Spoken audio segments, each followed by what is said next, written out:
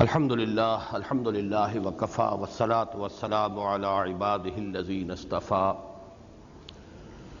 خصوصا علی افضلہم وخاتم النبیین محمد الامین وعلی آلہ وصحبہ اجمعین اما بعد۔ آج ہمیں سورۃ الطارق کا مطالعہ کرنا ہے۔ افسوس یہ ہے کہ ہمارا پروجیکٹر آج کام نہیں کر رہا ہے، تو آپ کو اس سورہ مبارکہ کا متن اپنے سامنے نہیں نظر آئے گا۔ اس کے لیے اپنی یادداشت پر وہ حضرات جنہیں یہ سورہ مبارکہ یاد ہے، اور میں سمجھتا ہوں کہ یہ تو چھوٹی صورتوں میں سے ہے، کافی ساتھیوں کو یہ سورہ مبارکہ یاد ہوگی، تو وہ متن جو ہے اپنی یادداشت ہی سے پڑھیں۔ اعوذ باللہ من الشیطان الرجیم، بسم اللہ الرحمن الرحیم۔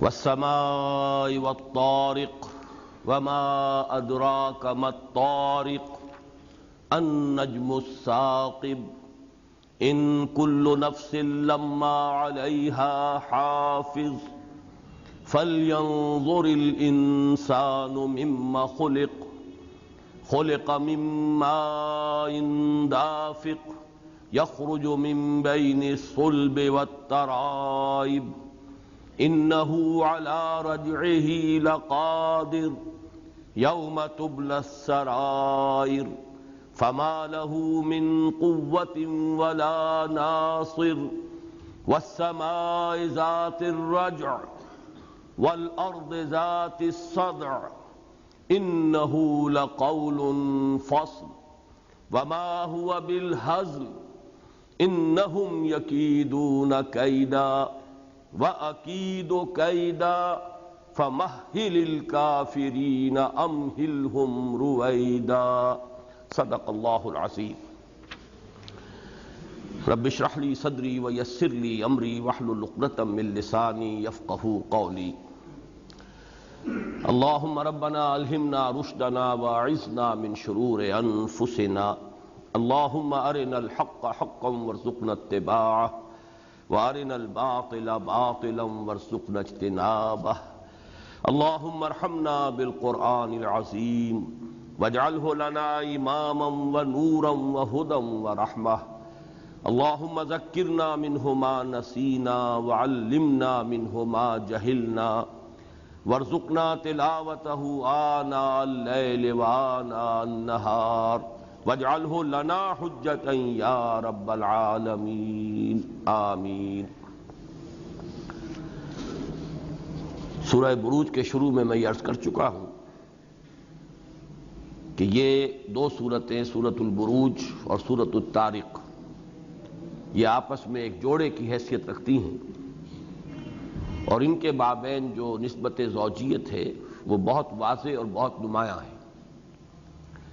تاہم میں نے صرف اس کے ایک پہلو کی جانب اشارہ کیا تھا پچھلی مرتبہ، یعنی یہ کہ دونوں کا آغاز والسماء ذات البروج والسماء والطارق، یہ مشابہت جو ہے جیسے اور بہت سے جوڑوں کے شروع کی آیات میں لفظی مشابہت، یا ایھا المزمل یا ایھا المدثر قل اعوذ برب الفلق قل اعوذ برب الناس، تو بعض جگہوں پر یہ مشابہت بہت نمایاں ہے لفظی، یعنی لفظی مشابہت وہ ہے کہ جو خود بخود نظر آ جاتی ہے، معنوی مشابہت کی چیزیں وہ ہے کہ جن پر ذرا تدبر کرنا پڑتا ہے، غور و فکر سے کام لینا ہوتا ہے۔ میں نے عرض کیا تھا کہ ان دونوں کے مابین یہ جوڑے ہونے کی نسبت کے جو مختلف پہلو ہیں ان کا تذکرہ میں اس مرتبہ آخر میں کروں گا۔ سورۃ البروج کا مطالعہ ہم کر چکے ہیں، سورۃ الطارق کے مطالعے کی تکمیل کر لیں گے تو خود بخود بعض چیزیں دوران درس ہی نمایاں ہو جائیں گی، بعد میں صرف ان کو گن لیں گے۔ والسماء والطارق، قسم ہے آسمان کی اور رات کو آنے والے کی، یا قسم سے جو اصل فائدہ اور اصل مقصود ہے شہادت، شاہد ہے آسمان اور شاہد ہے رات کو آنے والا۔ یہ لفظ طارق جو ہے قرآن مجید میں صرف اسی سورہ مبارکہ میں آیا ہے 2 مرتبہ۔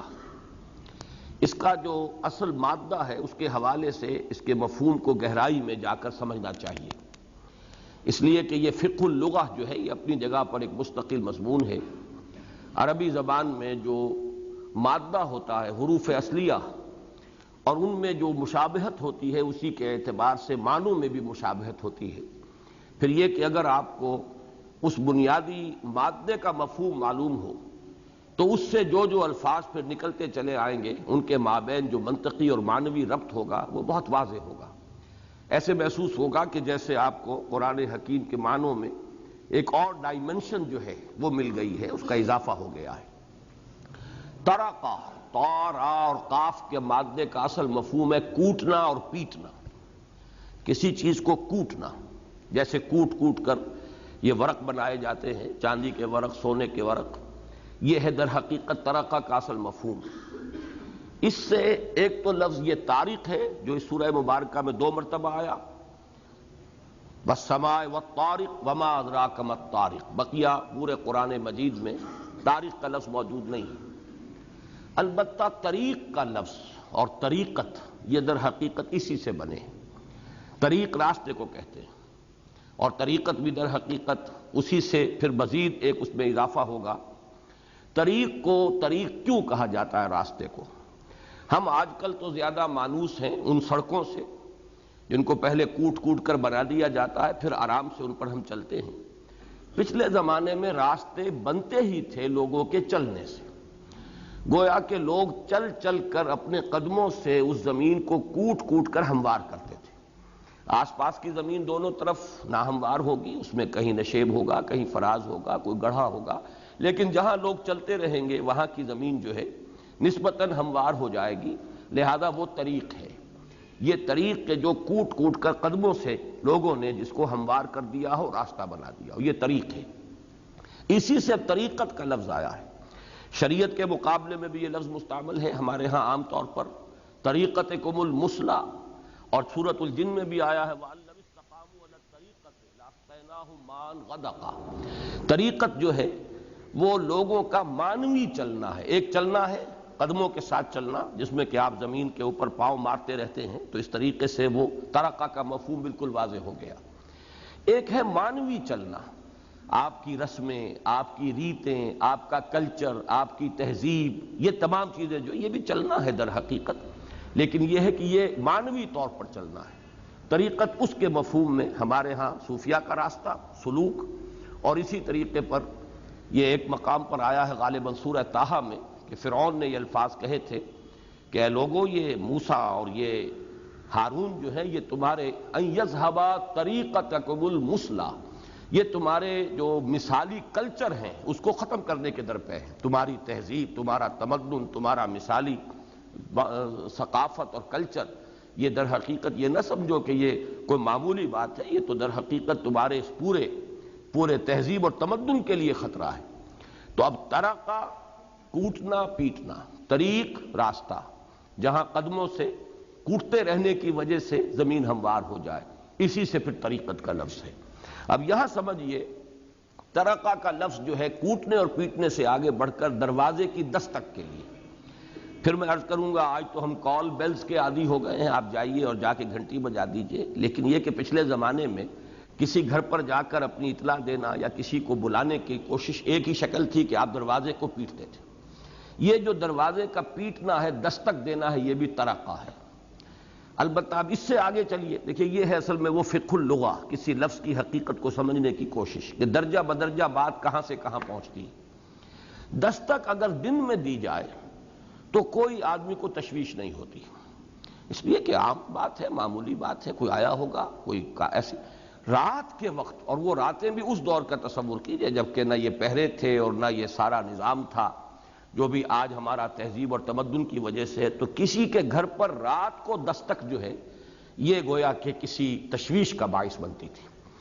ہوتے ہوتے یہ لفظ رات ہی کی دستک کے لیے خاص ہو گیا۔ پھر رات کا آنے والا جو کوئی بھی ہے، رات کا آنے والا وہ طارق ہے، رات کو آنے والے۔ چنانچہ عربی ادب میں یعنی خطابت میں اور شاعری میں جو رات کے وقت انسان کو خیالات جو آتے ہیں ذہن میں، آتے ہیں غیب سے، یہ مضامی خیال میں جو میں نے پچھلی مرتبہ بھی آپ کو مصرع سنایا تھا، تو یہ زیادہ تر رات کو، وہ بھی میں پھر عرض کروں گا آج کی ہماری رات کچھ اور ہے۔ اور جب یہ قرآن نازل ہو رہا تھا اس وقت رات کا تصور کچھ اور تھا. سورج غروب ہوا، رات شروع ہو گئی.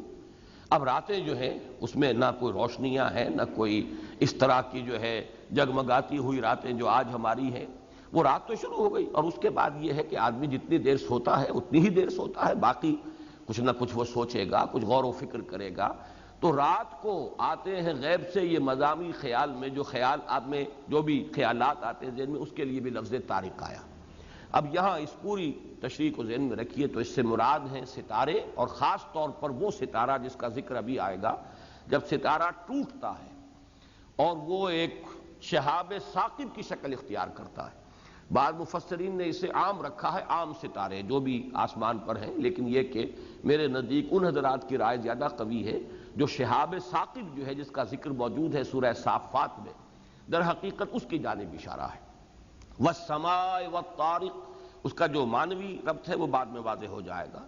آگاہ ہے یہ آسمان اور یہ رات کا ٹوٹنے والا تارا، شہاب ثاقب کی شکل اختیار کرنے والا ستارہ.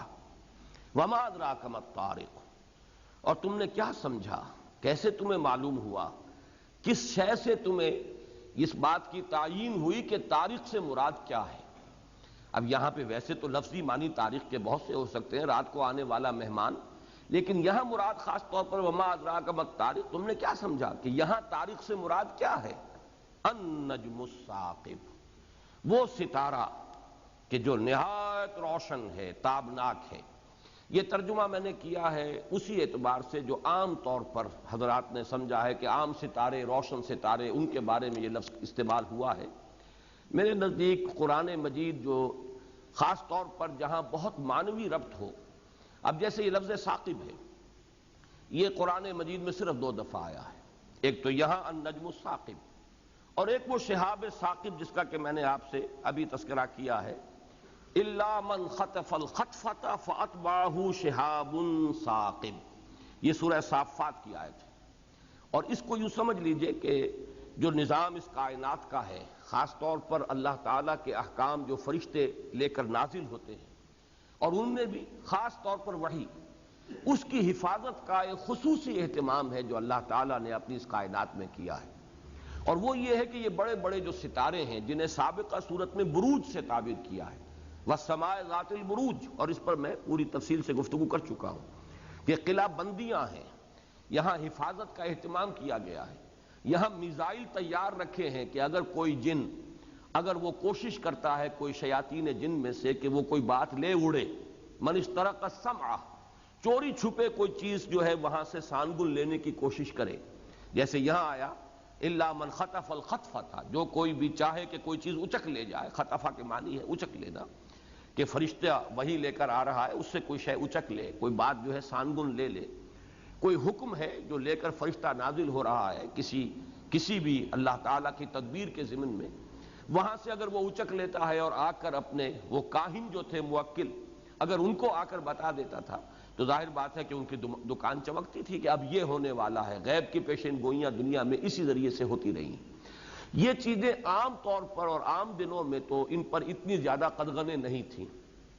اللہ تعالیٰ نے کاہنوں کی روزی کا بھی سامان رکھا ہوا تھا کہ وہ کچھ نہ کچھ وہ شیاطین جن ان کے کانوں میں آ کر پھونکے مارے، اور ان کے حوالے سے، ان کے ذریعے سے وہ اپنی دکان چمکائیں اور روزی کمائیں.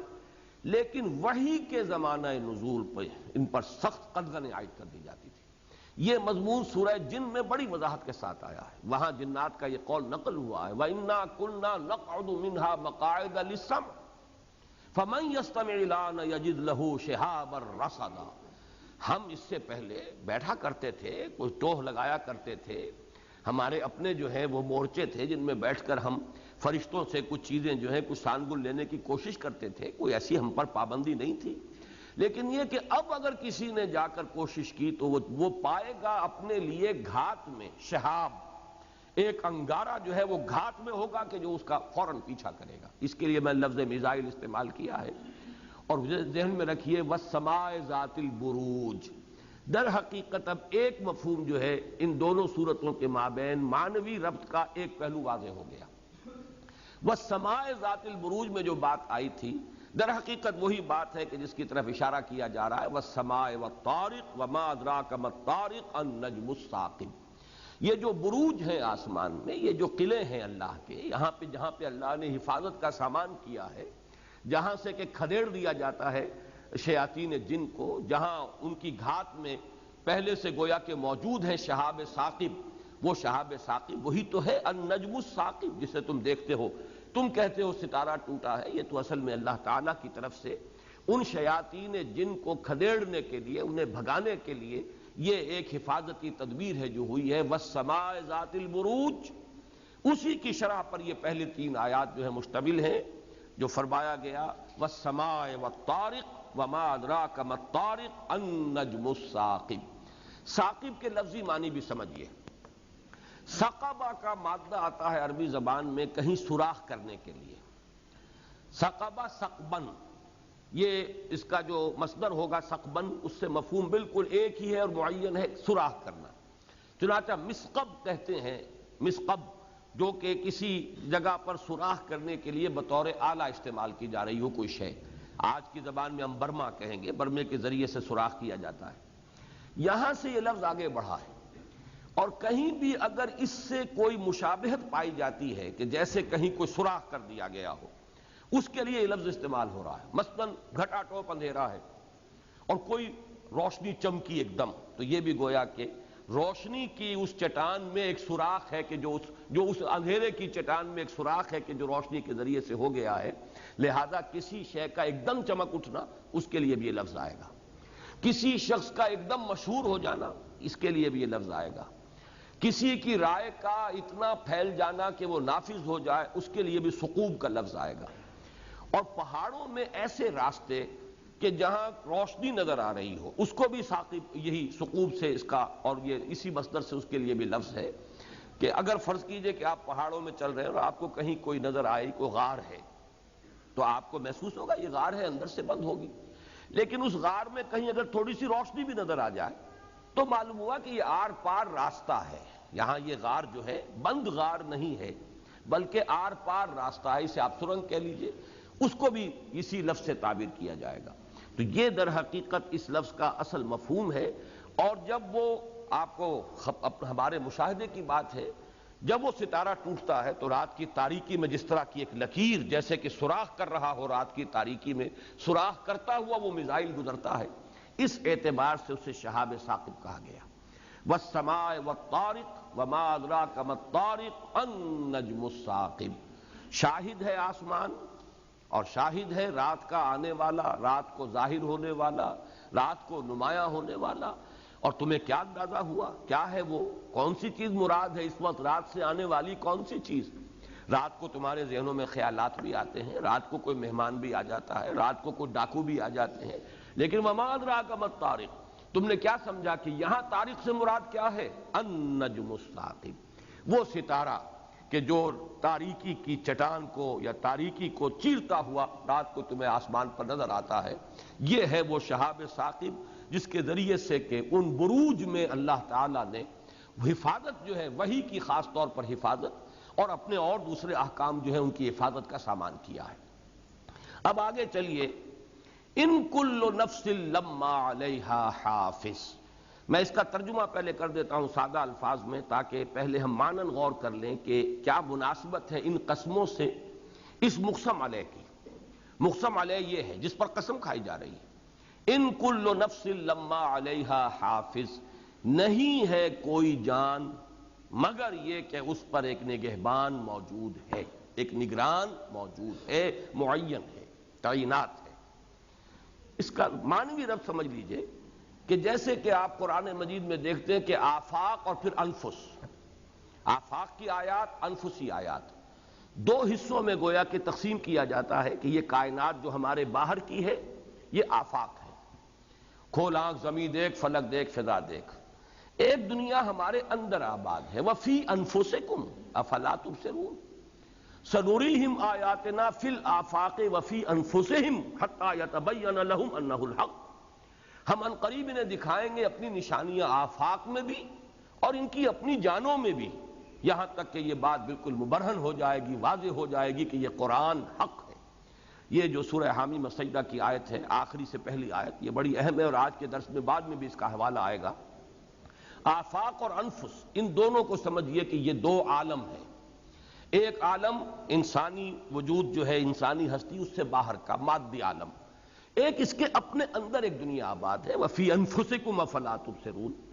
تو جو حفاظت کا اللہ تعالیٰ نے اہتمام کیا ہے اس خارجی آفاقی عالم میں، اسی طرح کی حفاظت کا سامان انفسی عالم کے اندر بھی ہے۔ ہر جان پر ایک نگران موجود ہے۔ یہ جان جو ہمارے اندر ہے، یہ نفس کہ جو ہمارے باطن میں ہے، اس کے اوپر بھی اللہ تعالیٰ نے ہر ایک کے اوپر ایک نگران مقرر کیا ہے۔ ان کل نفس لما علیہا حافظ۔ گویا کہ ان دونوں صورتوں میں جو ان کے مطالعے ہیں، یعنی شروع کی آیات، ان کے اندر جو معنوی ربط ہے وہ یہ ہے کہ اس میں اشارہ تھا اس آسمانی حفاظتی انتظامات، آفاق کے اندر جو اللہ تعالیٰ نے جو شیاطین جن ہیں ان کی طرف سے حفاظت کا بندوبست کیا ہے، اور یہاں اشارہ ہو رہا ہے خود انسان کے اوپر جو نگرانی ہے اور جو حفاظت اس کی ہو رہی ہے۔ اس کو یوں سمجھیے کہ جیسے سورہ قیامہ میں فرمایا گیا اَيَحْسَبُ الْإِنسَانُ أَن يُتْرَكَ سُدًى، کیا انسان نے یہ سمجھا ہے کہ یوں ہی چھوڑ دیا جائے گا بیکار شے سمجھ کر؟ یعنی یہ کہ انسان نے در حقیقت اپنے آپ کو بہت انڈر ریٹ کیا ہے۔ وہ اپنے آپ کو حیوان سمجھ بیٹھا ہے، جیسے اور حیوان ہے، گدھا ہے، گھوڑا ہے، بس یہ بھی ذرا سا سلائٹلی مور ایوالوڈ، ذرا ہائر لیول پر ہے ایوولوشن کے، باقی کوئی بنیادی فرق نہیں ہے۔ حالانکہ انسان کی حقیقت تو یہ کہ اس میں ہم نے اپنی روح میں سے پھونکا ہے، وَنَفَخْتُ فِيهِ مِن رُوحِي۔ یہ انسان اس امانت کا امین ہے کہ جو کائنات اٹھا نہ سکی۔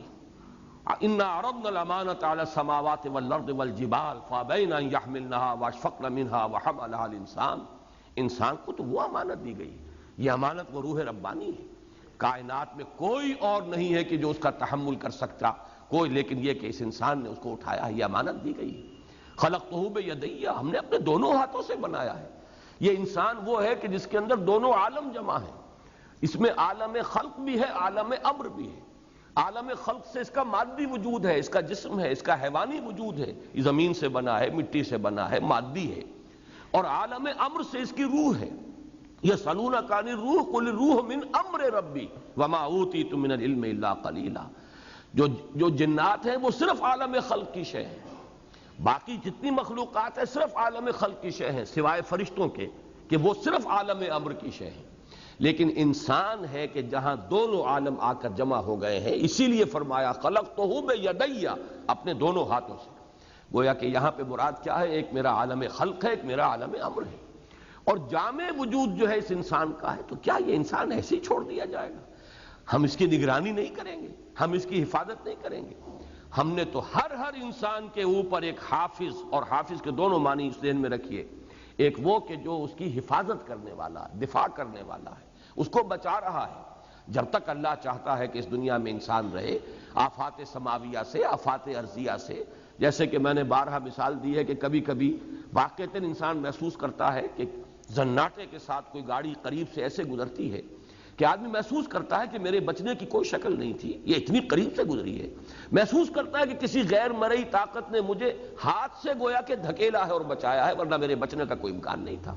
کوئی طاقتیں ہیں کہ جو ہماری حفاظت کر رہی ہیں، اور جب تک کہ وہ وقت معین نہیں آتا کوئی ہمیں مارنے والا نہیں، کوئی جو ہے اللہ تعالیٰ کے اذن کے بغیر ہمارے لیے ہلاکت کا کوئی شے ذریعہ نہیں بن سکتی۔ یہ ہماری دفاع کا بندوبست ہے اللہ کی طرف سے۔ مزید یہ کہ نگہبان، جیسے کہ فرمایا گیا ہے، ہم نے ابھی سورۃ الانفطار میں، اب آپ کو معلوم ہے کہ 2 صورتیں قبل ہی سورہ انفطار آئی ہیں، ان علیکم لحافظین کراما کاتبین، تم پر حفاظت کرنے والے ہیں، نگہبان ہیں، وہ بڑی باعزت ہستیاں ہیں، ملائکہ ہیں جو لکھ رہے ہیں تمہارے اعمال کو، تمہاری ایک ایک چیز۔ ما یلفظ من قول الا لدیہ رقیب عتید، ایک ایک حرف جو تمہاری زبان سے نکلتا ہے اس کے لیے جو ہے لینے والے موجود ہیں کہ جو اسے ریکارڈ کر رہے ہیں۔ کوئی شے ضائع ہونے والی نہیں ہے، انسان کا کوئی عمل ضائع ہونے والا نہیں، انسان کی زبان سے نکلا ہوا کوئی حرف ضائع ہونے والا نہیں۔ اَيَحْسَبُ الْإِنسَانُ أَن يُتْرَكَ سُدًى، کیا ایسے پھینک دیا جائے گا؟ کیا ایسی گھٹیا شے ہے؟ کیا اتنی بیکار شے ہے؟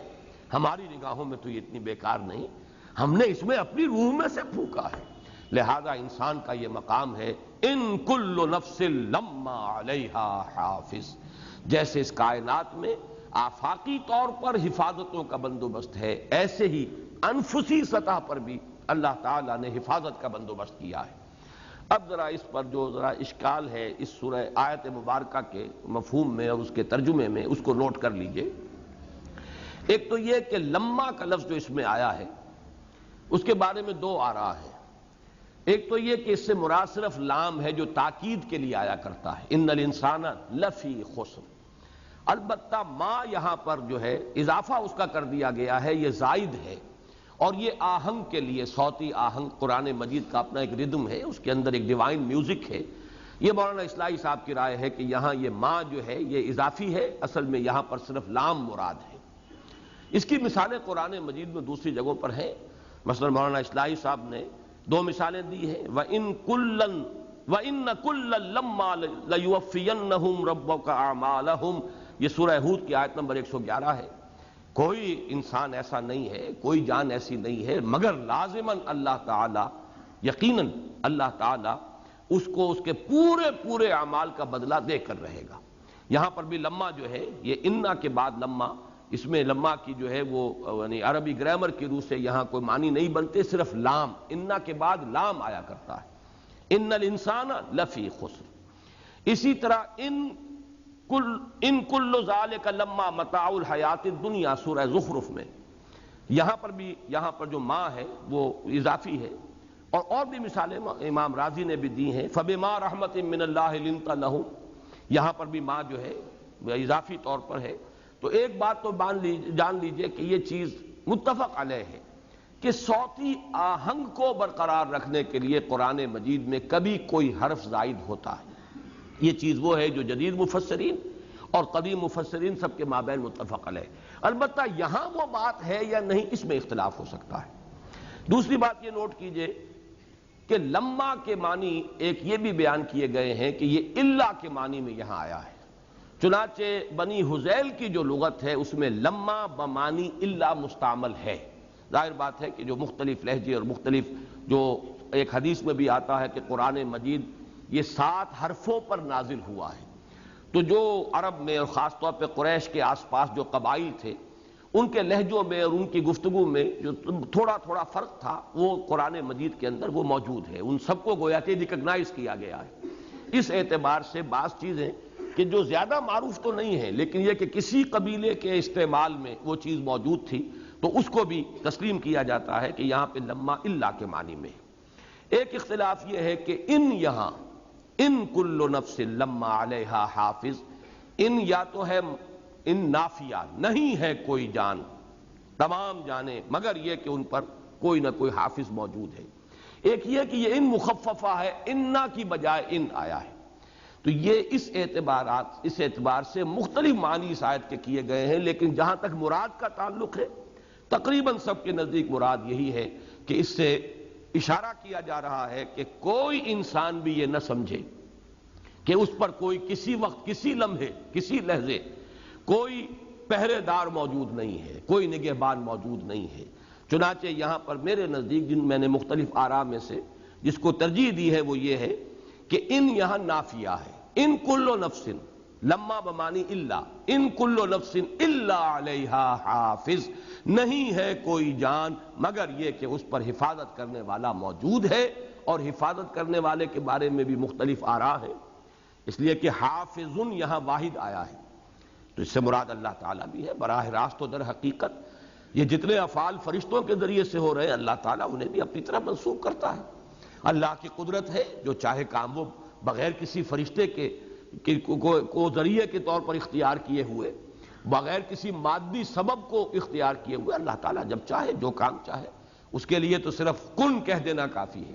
اس اعتبار سے یہ کہ اللہ تعالیٰ ہی یہاں پر مراد ہو، ان کل نفس لما علیہا حافظ، نہیں ہے کوئی جان مگر یہ کہ اللہ اس پر نگران ہے۔ اور حافظ یہاں جو نکرہ کی شکل میں آیا ہے تو نکرہ تفخیم کے لیے بھی آتا ہے، حافظ ایک بہت بڑا نگہبان، اور وہ گویا کہ یہاں پہ اللہ تعالیٰ مراد ہے۔ چنانچہ قرآن مجید میں اس کی اور مثالیں بھی ہیں، واللہ خیر حافظا وہو ارحم الراحمین، یہ سورہ یوسف میں آیا ہے، اللہ ہی ہے بہترین حفاظت کرنے والا اور وہی ہے بہترین سب سے بڑھ کر رحم کرنے والا۔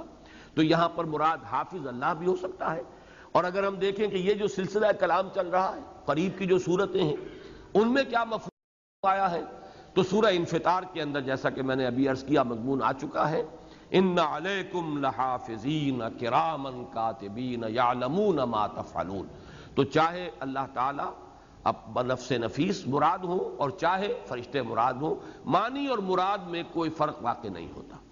ان کل نفس لما علیہا حافظ، جیسے ہم نے اس کائنات میں حفاظت کا اہتمام کیا ہے، جیسے یہ بڑے بڑے ستاروں جو ہیں یہ قلعوں کی حیثیت رکھتے ہیں، یہاں قلعہ بندیاں ہیں، شیاطین جن کے خلاف تحفظ کا اہتمام کیا گیا ہے، اسی طریقے سے انسانی جانوں پر بھی نگران موجود ہے۔ کوئی جان نہیں ہے جس پر نگہبان یا نگران یا حافظ یا اس کے بچاؤ کے لیے کوئی موجود نہ ہو۔ فَلْيَنظُرِ الْإِنسَانُ مِمَّا خُلِقَ، تو چاہیے کہ انسان دیکھے وہ کس شے سے پیدا کیا گیا ہے۔ یہاں دیکھیے مضمون اب ذرا مڑ رہا ہے، چونکہ سابقہ صورت میں بھی جہاں تفصیل سے مضمون آیا کہ اہل ایمان کو کچھ لوگوں نے جلایا، زندہ جلایا، آگ میں جلایا، تفصیل سے میں عرض کر چکا ہوں سورہ بروج کا کہ جو ہم نے کے ضمن میں جو احادیث اور روایات اور تاریخی روایات ہیں ان سب کا تذکرہ ہو چکا ہے۔ تو اس میں جو تعذیب المسلمین ہے، اہل ایمان کو جو ستایا گیا ہے، تو اہل ایمان کے لیے تسلی، سب سے بڑی جو ہے تسلی وہ اس بات میں ہے کہ یہ زندگی عارضی زندگی ہے، اصل زندگی آخرت کی زندگی ہے۔ آج یہ ابو جہل کو چھٹی ملی ہوئی ہے جو مجھے ستا رہا ہے، لیکن ایک وقت آئے گا کہ پھر اس کو سزا ملے گی اور اس کو بھرپور جو ہے کیفر کردار تک اس کو پہنچا دیا جائے گا، اور مجھے وہاں اللہ تعالیٰ انعام سے نوازے گا۔ اگر میں صبر اور استقامت کا مظاہرہ کروں گا تو اللہ تعالیٰ کی طرف سے روح و ریحان و جنت نعیم اس کا وعدہ ہے۔ یہ ہے گویا کہ بندہ مومن کے صبر اور استقامت کی سب سے بڑی بنیاد۔ اب یہاں اس کا تعلق ہے معاد سے، آخرت سے۔ وہ جو منکرین تھے وہ آخرت ہی کے منکر تھے، اسی لیے بے پرواہ ہو گئے تھے، انہیں فکر نہیں تھی، کوئی پوچھ گچھ نہیں ہے، کوئی حساب کتاب نہیں ہے، کوئی جزا و سزا نہیں ہے، لہذا اس کی طرف رخ موڑا جا رہا ہے مضمون کا۔ فَلْيَنظُرِ الْإِنسَانُ مِمَّا خُلِقَ، انسان کو چاہیے یہ دیکھے کہ کس شے سے پیدا کیا گیا۔ یہ مضمون چونکہ بہت مرتبہ آیا ہے، جیسے کہ سورہ قیامہ میں أَلَمْ يَكُنْ نُطْفَةً مِّن مَّنِيٍّ يُمْنَىٰ، انسان اگر یہ سمجھتا ہے کہ اس کو مرنے کے بعد دوبارہ اٹھایا نہیں جا سکے گا، ذرا غور کرے، اس کو پہلا جو پیدا کرنے والا ہے پہلی بار، اس کی خلاقی کی قوتیں کہاں ختم ہو گئی؟ کیا وہ ایک دفعہ بنا کر ایک دفعہ پیدا کر کے اب عاجز ہو گیا؟ جیسے سورہ قاف میں فرمایا افعینا بالخلق الاول، پہلی مرتبہ کے پیدا کرنے نے کیا ہمیں عاجز کر دیا ہے؟ اب ہماری وہ قوت ختم ہو گئی ہے، وہ قدرت ہم سے سلب ہو گئی ہے، معاذ اللہ ثم معاذ اللہ۔ تو اگر انسان صرف اس بات پر غور کرے کہ اسے کس شے سے بنایا گیا، دیکھیے اس میں بھی نوٹ کیجئے، ایک تو ہے انسان کے وجود کا وہ حصہ، اس کی روح، اس کا روحانی وجود، وہ تو غیر مرئی ہے، وہ ہمارے مشاہدے سے خارج ہے۔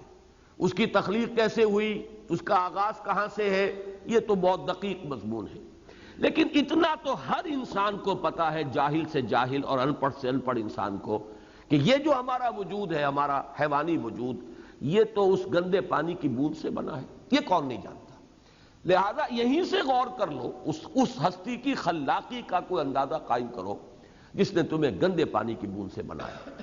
انا خلقنا الانسان من نطفۃ امشاج نبتلیہ فجعلناہ سمیعا بصیرا، اسی گندے پانی کی بوند سے کیا کچھ بنا دیا، اور کیسی کیسی صلاحیتیں اس کے انسان کے اندر پیدا کر دی، کیسے کیسے اعضاء و جوارح، وہ جو فرمایا فی ای صورت ما شاء رکبک، کیسی کیسی صورتیں جو ہے بنائی ہیں، کیسے کیسے معنوی صلاحیتیں، استعدادات، کیسے ظاہری استعدادات، کیسے باطنی استعداد اس میں رکھ دیے گئے۔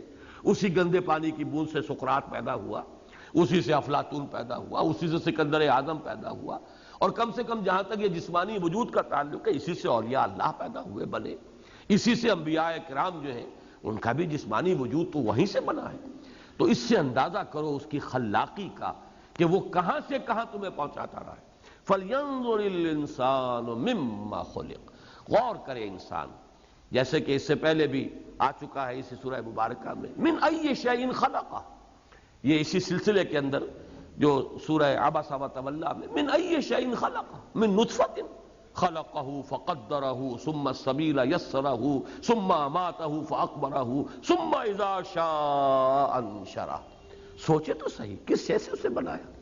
اس ہستی کے لیے جو پھر اتنے مختلف ادوار سے گزار کر یہاں تک لے آیا ہے، کیا اس کے لیے یہی کام جو ہے بہت مشکل ہو گیا کہ وہ مرنے کے بعد دوبارہ پیدا نہیں کر سکتا؟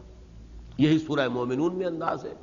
انا خلقنا الانسان، ہم نے انسان کو بنایا من سلالۃ من ماء مہین ثم جعلناہ نطفۃ فی قرار مکین ثم خلقنا النطفۃ علقۃ فخلقنا العلقۃ مضغۃ فخلقنا المضغۃ عظاما فکسونا العظام لحما ثم انشأناہ خلقا آخر فتبارک اللہ احسن الخالقین. تو جب جو احسن الخالقین ان مراحل سے تمہیں گزار کر اس نے یہ انسان بنا کر کھڑا کر دیا ہے، اس کے لیے کیا بعید ہے کہ وہ دوبارہ تمہیں پیدا کر سکے. فَلْيَنظُرِ الْإِنسَانُ مِمَّا خُلِقَ مِن مَّاءٍ دَافِقٍ، بنایا گیا وہ اس پانی سے جو اچھلتا ہوا نکلتا ہے. اب اس کی زیادہ تشریح کی ضرورت نہیں ہے، ہر شخص کو معلوم ہے اس سے مراد کیا ہے.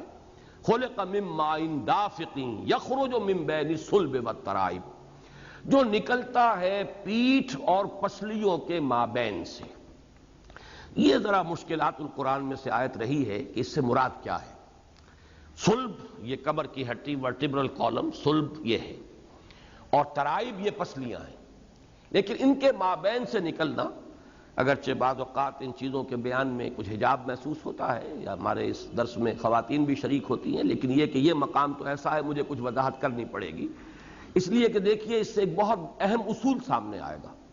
وہ اصول جو میں نے تفسیر قرآن کے ضمن میں بارہا عرض کیا ہے، جہاں تک قرآن کا عملی حصہ ہے، احکام، اوامر، نواہی، اس میں پیچھے سے پیچھے جائیے یہاں تک کہ محمد الرسول اللہ صلی اللہ علیہ وسلم کے قدموں میں پہنچ جائیے. ما انا علیہ واصحابی، ہمارے لیے دین کا عملی حصہ جو ہے، جو تعامل محمد الرسول اللہ صلی اللہ علیہ وسلم کا اور صحابہ کرام کا رضوان اللہ تعالی علیہ مجمعین. تو دین کے عملی معاملے میں پیچھے سے پیچھے جائیں، جتنا قریب سے قریب تر ہو جائیں.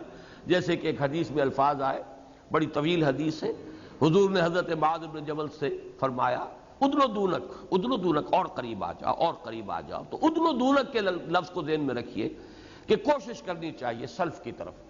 مثلا یہ کہ ہمارے ہاں جو لوگ مختلف مکاتب فقہ سے تعلق رکھتے ہیں، وہ حنفی ہیں. اب حنفی فقہا میں بھی ایک متاخرین ہیں، بعد کے زمانے کے فقہا، اور ایک متقدمین ہیں. تو اس جو میں اصول بیان کر رہا ہوں ان کے اعتبار سے متقدمین کی طرف جانا چاہیے کہ انہوں نے کیا سمجھا تھا، اس لیے کہ وہ زمانہ نبوت سے قریب تر تھے. اس اعتبار سے جہاں تک دین کا عملی پہلو ہے اس کے اعتبار سے ہمیں پیچھے کی طرف جانا ہوگا، یہاں تک کہ ہم کوشش کریں کہ پہنچ جائیں محمد الرسول اللہ صلی اللہ علیہ وسلم کے قدموں میں اور آپ کے زمانے تک. مجھے بلکہ وہ شعر یاد آ رہا ہے، مصطفیٰ برسا خیش را کے دین ہماؤست اگر بہو نہ رسیدی تمام بولا بیست. یہ تو ایک پہلو. دوسرا پہلو ہے ایسے معاملات جن کا تعلق سائنس سے ہے، عام انسانی تجرباتی علوم سے ہے.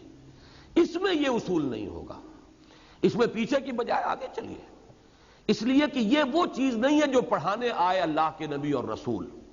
یہ چیزیں سکھانے کے لیے نہیں آئے تھے محمد صلی اللہ علیہ وسلم. نہ ہمیں ٹیکنالوجی سکھانے آئے تھے، نہ ہمیں سائنس پڑھانے آئے تھے، نہ فزکس، نہ کیمسٹری، نہ بایولوجی، نہ زوالوجی، کچھ نہیں.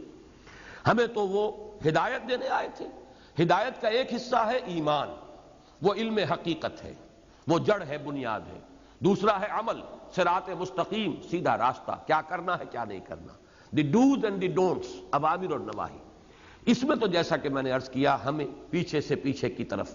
لیکن سائنٹیفک فینومینا، کوئی ایسی چیزیں جن کا تعلق تجرباتی علوم سے ہے، اس میں ہمیں یہ یعنی کوئی پابند اپنے آپ کو نہیں کر لینا چاہیے کہ اگر کسی صحابی کا کوئی قول مل گیا ہے تو اب اس سے پکڑ کر بیٹھ رہے ہیں، یا تابعین جو مفسرین ہیں ان میں سے کسی کا کوئی قول ہے تو اس کو پکڑ کر بیٹھ رہے ہیں. نہیں، ہمیں سمجھنا چاہیے کہ ان معاملات میں وہ معذور تھے. جو بھی سطح اس وقت تھی سائنسی علوم اور معلومات کی، وہ اسی کے مطابق بات سمجھ سکتے تھے. اور اس میں جو اہم ترین بات ہے اصول کے جس سے کہ آپ کے لیے معین ہو جائے گا، وہ واقعہ ہے کہ تعبیر نخل جس کو کہتے ہیں، تعبیر عین سے نہیں حمزہ سے، تعبیر تے الف بے یہ رے، تعبیر نخل یہ آرٹیفیشل پولینیشن کا ایک طریقہ تھا۔ نبی اکرم صلی اللہ علیہ وسلم کا چونکہ تعلق تھا اور بچپن آپ کا گزرا ہے مکہ مکرمہ میں، قریش کا جو بھی ذریعہ معاش تھا وہ تجارت ان کا ذریعہ معاش تھا، وہاں کاشت تھی ہی نہیں، وہ تو بواد غیر ذی زرع، ایسی جگہ پر آپ رہے، ساری آپ کی عمر گزری ہے جب تک کہ آپ ہجرت کر کے نہیں آ گئے، 52 برس کی عمر جو ہے تقریباً اس میں ہجرت ہوئی ہے، تو اس سے پہلے جو ہے زراعت سے آپ کو کوئی واقفیت نہیں تھی، کوئی تجربہ نہیں تھا۔ مدینے میں جب آپ تشریف لائے تو یہاں ظاہر بات ہے کہ زراعت تھی، نخلستان تھے، ایک تو یہ کہ کھجور تو خیر ان کا ان کی سب سے بڑی فصل تھی ہی، باقی اور انگوروں کے باغات بھی تھے اور زراعت بھی تھی۔ یہاں آ کے آپ نے دیکھا کہ نر اور مادہ یہ کھجور کے درختوں میں یہ ان کا علیحدہ علیحدہ ہوتا، ان کو وہ قریب لاتے تھے، ملاپ کرتے تھے ان کا۔ یہ ایک آرٹیفیشل پولینیشن جو آج کل کہلاتی ہے، اس سے یہ ہے کہ وہ فرٹیلائزیشن کے زیادہ امکانات پیدا ہوتے، فصل زیادہ ہوتی۔ حضور نے آ کے دیکھا کہ یہ کر رہے لوگ، تو آپ نے ایسے ہی فرمایا کہ اگر تم نہ کرو تو کیا ہے۔ میں سمجھتا ہوں اس میں بھی ایک اصول تھا جس کے تحت آپ نے یہ بات فرمائی کہ قدرت جو ہے وہ خود اپنا بندوبست کرتی ہے، یہ تمام چیزیں جو ہیں یہ ایک عالم، اس میں تمام چیزیں جو ہے قدرت نے اہتمام کیا ہوا ہے اور ہے بھی، پولینیشن کے لیے ہوا کا چلنا اور مختلف چیزیں ہیں جس کو ہم پڑھتے ہیں، لیکن یہ کہ ایک اس کے اندر ایک تدبیر تھی کہ جو تجرباتی طور پر ان کو معلوم ہوا کہ اس سے فصل زیادہ ہوتی ہے اگر ان کو قریب لے آیا جائے۔ حضور نے فرما دیا کہ نہ کرو تو کیا ہے، لیکن صحابہ کرام کے لیے حضور کا اس انداز میں یہ کہہ دینا بھی فیصلہ کن تھا، انہوں نے وہ اپنی پریکٹس جو تھی، جو تجربہ تھا، چھوڑ دیا، نہیں کیا، فصل کم ہو گئی۔ اب حاضر ہوئے حضور کی خدمت میں کہ حضور آپ نے فرمایا تھا کہ اگر نہ کرو تو کیا ہے، کیا حرج ہے، ہم نے نہیں کیا اور فصل اس دفعہ کم ہوئی ہے۔ اب ظاہر بات ہے کہ اس پر بہت ہی یعنی جرأت کا اور جسارت کا معاملہ کیا ہوگا کہ جا کر حضور سے یہ بات کی۔ حضور نے جو الفاظ فرمائے ہیں وہ گویا کہ ایک بہت بڑا اصول ہے، انتم عالم بامور دنیاکم، دیکھو یہ چیزیں میں تمہیں پڑھانے نہیں آیا، سکھانے نہیں آیا، اس کا تعلق تمہارے تجربات سے ہے، اپنی دنیا کے معاملات کو تم بہتر اور زیادہ جانتے ہو، یہ بہت اہم ہے اور یہ صحیح حدیث ہے، اس کی روایت پر کوئی قدح نہیں ہے، کوئی تان نہیں ہے، کوئی الزام نہیں ہے، کسی طرح کی جرح نہیں ہے، صحیح حدیث، انتم عالم بامور دنیاکم۔ یہاں سے وہ اصول نکال لیجئے کہ یہ جو ٹیکنالوجی ہے یا ٹیکنیکس ہیں مختلف، اور اسی طریقے سے جو سائنٹیفک معلومات کا ایک طوفان ہے، ایکسپلوژن ہے، یہ تو ایک دھماکہ ہوا ہے، یوں سمجھیے کہ اس صدی میں جس تیزی کے ساتھ یہ معلومات کا ذخیرہ جمع ہوا ہے، ان کے حوالے سے ہمیں سابق مفسرین کی باتوں ہی کو پکڑ کر بیٹھ رہنا جو ہے وہ مناسب نہیں ہے، بلکہ جو بھی مزید چیزیں سامنے آ رہی ہیں ان کے حوالے سے سمجھنا چاہیے۔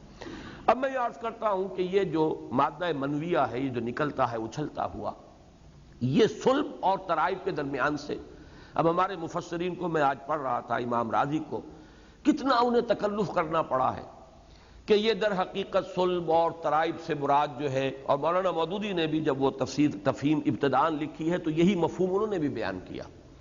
وہ ایک تصور ہے کہ یہ مادہ جو ہے یہ پورے انسانی وجود کا ایک خلاصہ ہے، تمام اعضائے رئیسہ جو ہیں وہ اس میں حصہ لیتے ہیں، اس سے ویسے تو یہ کہ پوری انسانی جسم کی جو مشین ہے وہ مربوط ہے، جو بھی عمل اس کا ہے اس میں سارا ہی پورا جسم جو ہے وہ حصہ لیتا ہے، لیکن یہ کہ اس کی شرح کرنے کے لیے بہت تکلف کر کے اور یہ باتیں تمام اعضائے رئیسہ، مولانا مودودی نے ایک اس میں اضافی بات قائم کی کہ ہمارے جسم کا یہ دھڑ والا حصہ جو ہے اسی میں تمام اعضائے رئیسہ ہیں، یہ ہاتھ اور یہ پیر، پاؤں وغیرہ جو ہیں ان کا اس سے کوئی تعلق نہیں ہے اس مادہ منویہ سے، باقی یہ جو وجود میں آتا ہے تو وہ صرف ان اعضائے رئیسہ سے اس کا تعلق ہے، اس کی پیدائش کا اور اس کی تولید کا، کہ جو اس دھڑ سے متعلق ہیں، لہذا دھڑ کے لیے استعارتاً پیٹھ اور یہ جو پسلیاں ہیں یہ استعارتاً اور مجازی طور پر پورے دھڑ کو تعبیر کرنے کے لیے اور اس میں جتنے اعضائے رئیسہ ہیں ان سب کی تعبیر کے لیے یہ الفاظ استعمال کر لیے گئے۔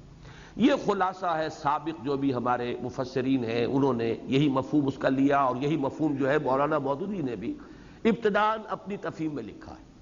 لیکن میں یہ سمجھتا ہوں یہ بات بہت اچھی ہے، مولانا کے بارے میں ایک بات پہلے بھی میرے علم میں آئی تھی کہ چونکہ انہوں نے سائنس کا مطالعہ نہیں کیا تھا، سائنس کے بارے میں ان کے پاس معلومات سنی سنائی. ظاہر بات ہے کہ جب تک آدمی نے کسی خاص فن کو اس کی ابتدا سے نہ پڑھا ہو تو ایسے ہی جو مطالعہ ہوتا ہے عام مطالعہ اس میں پھر بہت سے خلا باقی رہ جاتے ہیں.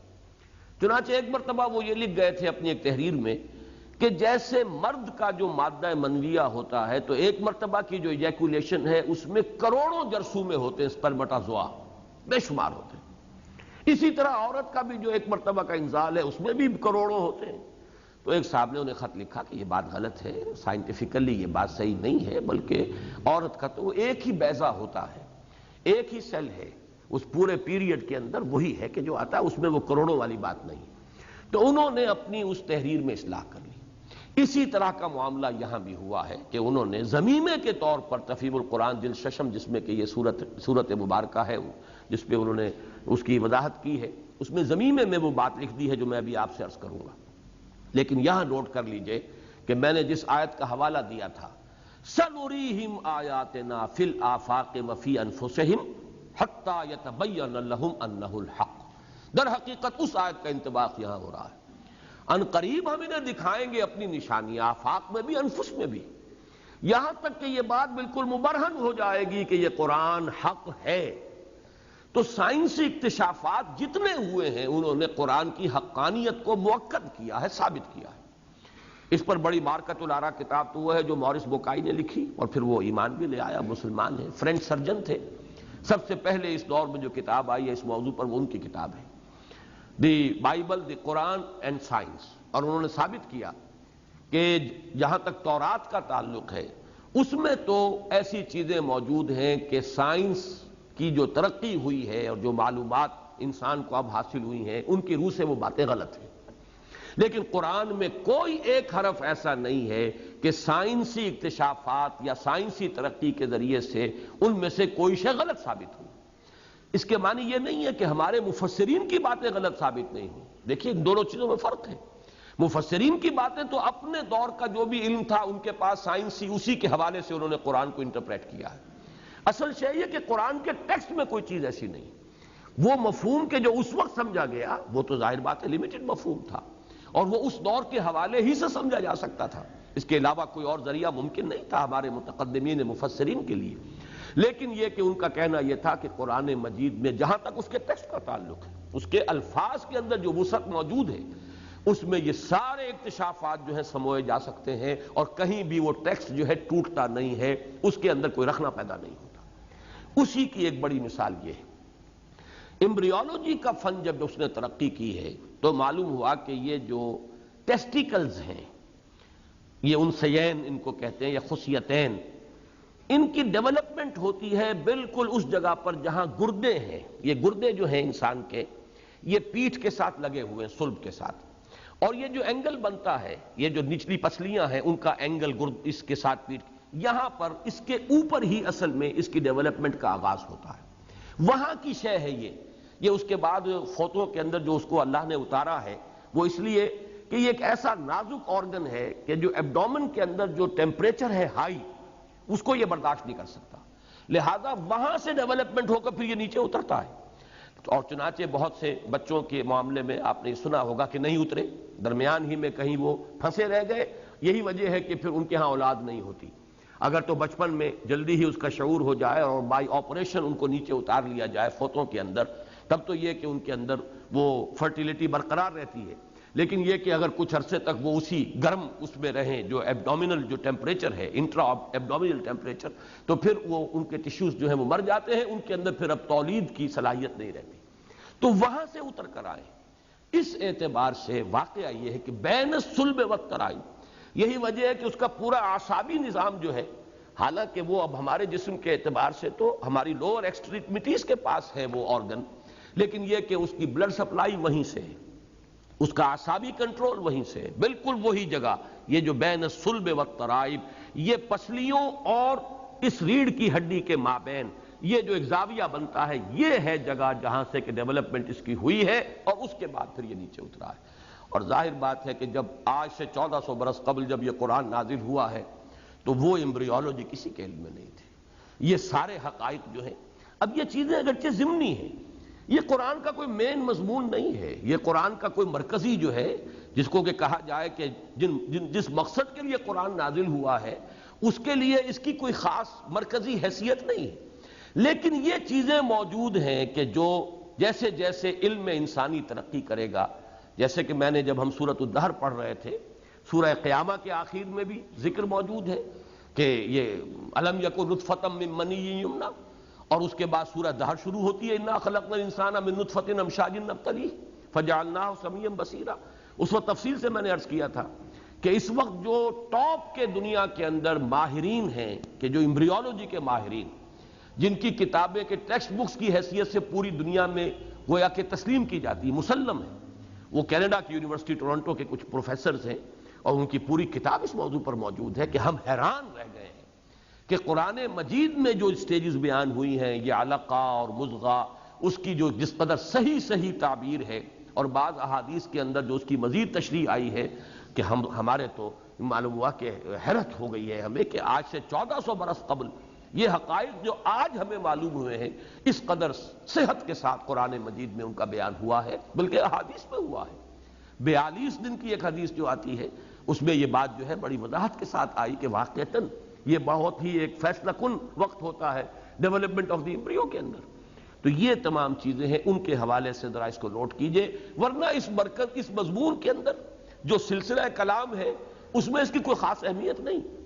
اس کی اہمیت اجاگر ہوگی سورہ حامی میں سجدہ کی اسی آیت کے حوالے سے، سنریہم آیاتنا فی الآفاق وفی انفسہم، ان قریب ہم دکھائیں گے اپنی نشانیاں ان کو آفاق میں بھی اور ان کی اپنی جانوں کے اندر بھی، حتی یتبین لہم انہ الحق، یہاں تک کہ یہ بات بالکل مبرہن ہو جائے گی ان کے لیے کہ یہ قرآن حق ہے۔ یہ بات جو ہے بڑی وضاحت کے ساتھ اس قسم کی آیات کے حوالے سے اب یہ چیز جو ہے بہت اجاگر ہو کر سامنے آتی ہے۔ فَلْيَنظُرِ الْإِنسَانُ مِمَّ خُلِقَ، تو دیکھے انسان غور تو کرے، سوچے تو صحیح، بس کہہ دیا کہ کیسے پیدا کر دیا جائے گا، کیسے ہمیں اٹھا دیا جائے گا۔ فَلْيَنظُرِ الْإِنسَانُ مِمَّ خُلِقَ خُلِقَ مِن مَّاءٍ دَافِقٍ يَخْرُجُ مِن بَيْنِ الصُّلْبِ وَالتَّرَائِبِ إِنَّهُ عَلَىٰ رَجْعِهِ لَقَادِرٌ، یقیناً وہ، انہو کی ضمیر اگرچہ یہاں پر لفظاً اللہ کا ذکر نہیں ہے، لیکن قرآن مجید میں تو ظاہر بات ہے کہ اللہ تعالیٰ کا ذکر اور خود قرآن کا ذکر، یہ تو یوں سمجھیے کہ ہر جگہ پر موجود ہے، اس کے لیے ضمیر لائی جا سکتی ہے بغیر اس کے کہ اس سے پہلے تذکرہ موجود ہو۔ یقیناً وہ اس کے لوٹانے پر قادر ہے، انہو علی رجعہ لقادر، یہ بالکل وہی انداز ہے جو سورہ قیامہ میں آیا، بلا قادرین علی ان نسوی بنانہ، کیوں نہیں، ہم یقیناً قادر ہیں اس پر کہ اس کی ایک ایک پور درست کر دیں۔ ایحسب الانسان ان لن نجمع عظامہ، کیا انسان یہ سمجھتا ہے کہ ہم اس کی ہڈیاں جمع نہ کر سکیں گے؟ بلا قادرین علی ان نسوی بنانہ، کیوں نہیں، ہم تو قدرت رکھتے ہیں، پوری طرح قادر ہیں اس پر کہ اس کی ایک ایک پور درست کر دیں۔ وہی بات یہ ہے، انہو علی رجعہ لقادر، یقیناً وہ اس کے لوٹانے پر قادر ہے۔ یہاں لفظ رجع جو آیا ہے اس کی وجہ سے کچھ مفہوم جو ہے مختلف لوگوں نے لیے ہیں، میں کوئی تیقن کے ساتھ یا زیادہ اپنا کوئی رجحان جو ہے اپنا غالب نہیں عرض کر رہا، میں بیان کر رہا ہوں صرف۔ انہو کی ضمیر تو یقیناً اللہ تعالیٰ کی طرف ہے، اس میں اختلاف کی گنجائش نہیں۔ علی رجعہ، اس کو لوٹانے پر قادر ہے، اس سے مراد کیا ہے، کس کا لوٹانا؟ ایک تو مراد ہے پورے انسان کا لوٹا دینا، یعنی آخرت میں اس کو دوبارہ بنا کر پیدا کر کے کھڑا کر دینا، یہ گویا کہ رجعت ہے۔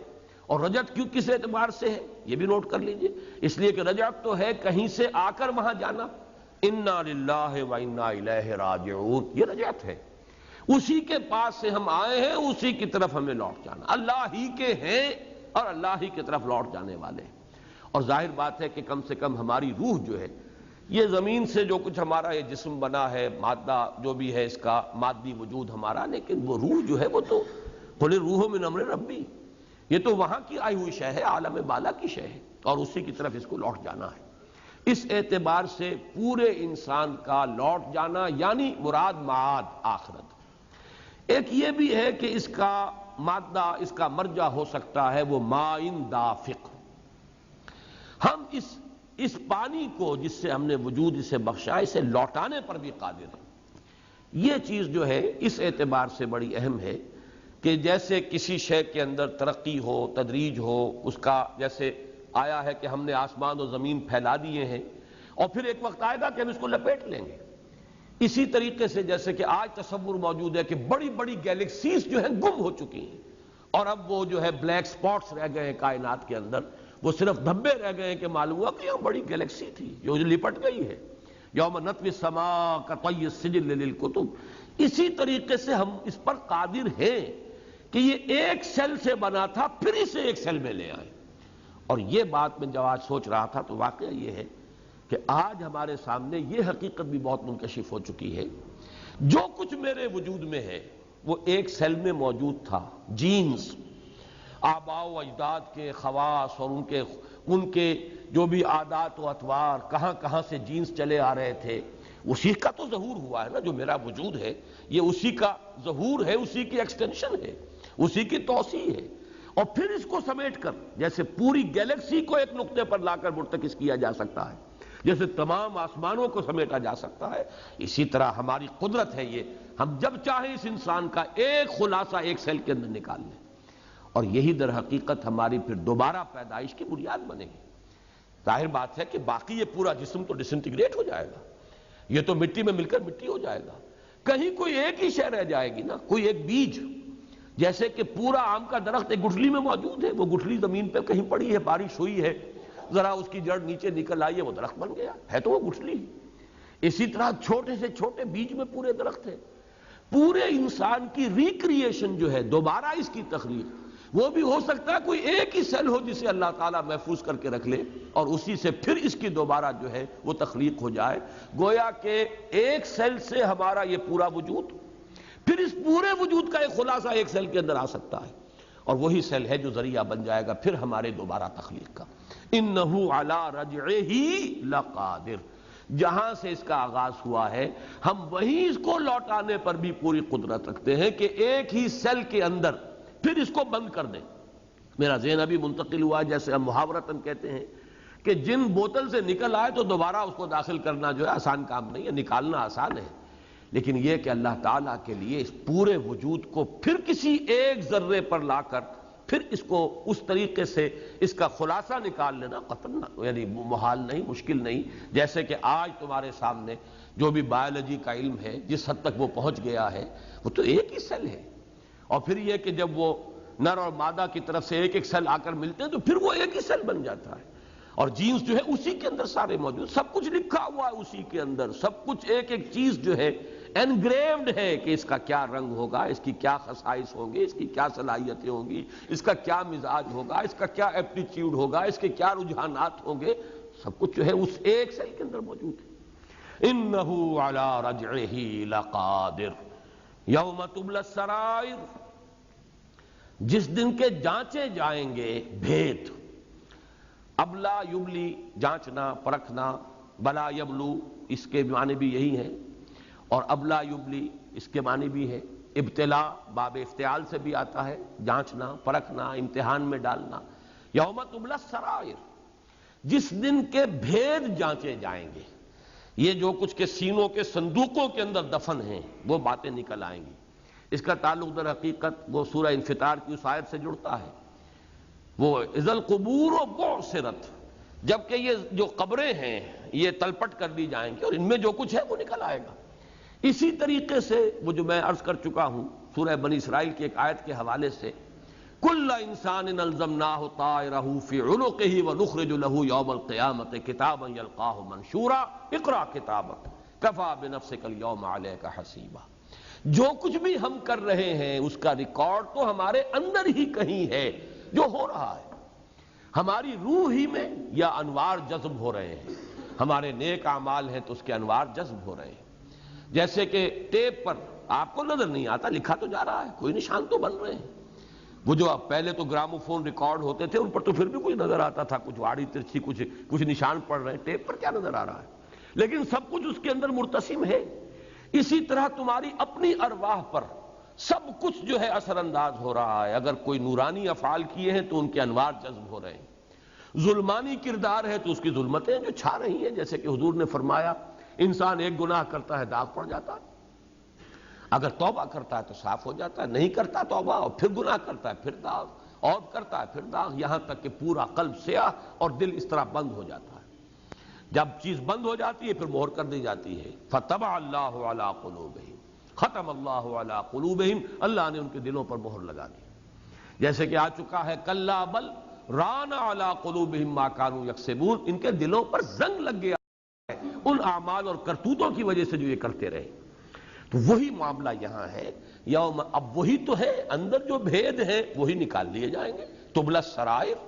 البتہ یہ کہ جیسے آپ کسی ایک ٹیپ کو ڈیسائفر کر لیں، اس کو آپ منتقل کر لیں کاغذ کے اوپر، ایسے بھی آلات اب تو ہے، آپ بولتے جائیے اور چیز ٹائپ ہوتی چلی جائے گی، آپ کو ضرورت نہیں اپنی انگلیوں کو جو ہے وہ حرکت میں لانے کی، اور اس کے لیے وہ تو اب سارے کے سارے آلات۔ اسی لیے میں کہا کرتا ہوں کہ آج انسان کے لیے بہت آسان ہے، بعث بعد الموت کو ماننا بہت آسان ہو چکا ہے، اس بات کو ماننا کہ تمام اعمال کا ریکارڈ ہو سکتا ہے، ایک ایک حرف جو ہے وہ ریکارڈ کیا جا سکتا ہے، آج سے کوئی 100 برس پہلے انسان کے لیے اس کو تسلیم کرنا اتنا آسان نہیں تھا۔ ٹیپ ریکارڈرز ہیں، یہ آپ ویڈیو آڈیو فلم بن رہی ہیں، چھوٹے سے چھوٹا ٹیپ ریکارڈر ہے، پتہ ہی نہیں کہ لگا ہوا ہے، اور ساری آپ کی گفتگو جو ریکارڈ ہو رہی ہے۔ الا لدیہ رقیب عتید، وہ موجود ہے نگران کہ جو ایک ایک شے ریکارڈ کر رہا ہے۔ تو یوم تبلی السرائر، جس دن کے وہ اب جانچے جائیں گے، وہ بھید جو تمہارے سینوں میں دفن ہے، جو کچھ کر کے لائے ہو اس کا ریکارڈ تو اندر موجود ہے۔ اب یہاں سے ایک قبریں تو زمین کی ہیں جن میں سے تمہیں نکال لیا جائے گا، ایک قبریں تمہارے سینے ہیں ان میں سے نکالا جائے گا۔ اذا القبور بعثرت، اور یوم تبلی السرائر، جس دن کے جانچا جائے گا، پرکھا جائے گا اندرونی بھید۔ اب اس میں خاص اشارہ ہو رہا ہے نیت کی طرف۔ ایک ظاہری عمل ہے اور ایک ہے نیت اور ارادہ جس کے تحت کہ وہ عمل کیا جا رہا ہو۔ سرائر جو چھپی ہوئی چیزیں ہیں، جو اندر چھپے ہوئے بھید جو ہے، وہ جو بسا اوقات ایسا بھی ہوتا ہے کہ انسان کو خود معلوم نہیں ہوتا۔ یہ تحت الشعور، آج آپ کو معلوم ہے کہ ہماری سائیکالوجی بھی یہاں تک جا چکی ہے، آدمی کر رہا ہے بظاہر اپنے آپ کو وہ مطمئن کیے ہوئے کہ میں اس لیے کر رہا ہوں، یہ میرا مقصد ہے، حقیقت میں وہ مقصد نہیں ہے، اس کے تحت الشعور میں کوئی اور شے ہے، کوئی اور نیت ہے، کوئی اور ارادہ ہے۔ کبھی کبھی انسان اپنے اندر جھانک لیتا ہے، اپنے اصل ارادے پر مطلع ہو جاتا ہے، باخبر ہو جاتا ہے، اور کبھی اسے پتہ نہیں چلتا، وہ یہی سمجھتا ہے میں نیکی کا کام کر رہا ہوں، حالانکہ در حقیقت اس کا تحت الشعور جو ہے اسے کسی اور طرف جو ہے وہ ہانک رہا ہے، اور کچھ اور مقاصد اور کچھ اور جو ہے اس کی چیزیں جو ہیں اس کے مقاصد اس کے سامنے۔ تو اس کو ذہن میں رکھیے کہ وہاں جب جانچ پرکھ ہوگی تو صرف ظاہر کے اعتبار سے نہیں ہوگی۔ یہاں دنیا میں تو ہماری ایک مجبوری ہے، دنیا میں قانون اور دنیا کی عدالت ظاہری پر فیصلہ کرتی ہے، بہت شاذ حصہ ہو سکتا ہے، جیسے آپ کہتے ہیں قتل عمد، اور یہ کہ کوئی ایسا کہ کوئی وقتی طور پر کسی کو اشتعال آ گیا اس میں قتل کیا ہے، ان میں فرق جو ہے ذرا کیا جائے گا، اس میں کچھ نہ کچھ جو ہے سزاؤں کے اندر فرق ہوگا، اس اعتبار سے کچھ تھوڑی بہت، لیکن اس سے آگے تو نہیں جا سکتا، لیمیٹیشن سے، انسانی علم کی محدودیت ہے، پھر ہمارے جزا و سزا کا جو نظام ہے اس کی محدودیت، لیکن وہاں جو ہوگا انما الاعمال بالنیات وانما لکل امرئ ما نوی، حضرت عمر رضی اللہ تعالی عنہ سے مروی حدیث، اور اکثر محدثین نے جو اپنے مجموعے مرتب کیے ہیں تو سب سے پہلے اس حدیث کو لائے، انما الاعمال بالنیات، تمام اعمال کا دار و مدار نیتوں پر ہے، اور اعمال سے مراد یہاں پر نیکی کے اعمال ہیں، یہ نہیں کہ آپ برا اور کوئی گناہ کا کام کر رہے ہوں اس کے اعتبار سے نہیں، نیکی کے تمام اعمال و افعال جو ہیں ان کا دار و مدار اللہ کے ہاں جو ایویلیویشن ان کی ہوگی وہ نیت پر ہوگی، انما الاعمال بالنیات وانما لکل امرئ ما نوی، اور ہر شخص کو وہی کچھ ملے گا جس کی اس نے نیت کی ہوگی۔ طویل حدیث ہے، بہرحال میں صرف اسی ٹکڑے کی طرف اشارہ کر رہا ہوں۔ یوم تبلی السرائر، جس دن کے بھید جانچے جائیں گے، فما لہ من قوت ولا ناصر، تو نہیں ہوگی اس کے لیے کوئی طاقت اور قوت اور نہ ہی کوئی مددگار۔ یہ اصل میں دونوں چیزوں کی نفی کر دی گئی، آدمی میں اپنی طاقت ہو، اپنا زور ہو، اپنا بل ہو، اپنے اندر دم ہو، وہ اپنا تحفظ کرتا ہے، اپنے آپ کو بچاتا ہے، اس کی نفی۔ فما لہ من قوہ، کوئی طاقت نہیں، کوئی طاقت نہیں، کوئی دم نہیں، کوئی روکنے کے لیے اس کے پاس جو ہے وہ ذریعہ موجود نہیں، ولا ناصر، نہ کوئی مددگار ہوگا۔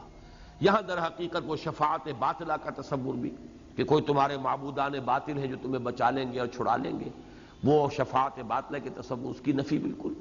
فما له من قوت ولا ناصر، تو نہیں ہوگی اس کے لیے نہ کوئی طاقت اپنی ذاتی قوت، اور نہ ہی کوئی مددگار، کوئی بچانے والا، کوئی آڑے آنے والا اللہ تعالیٰ کے حکم کے۔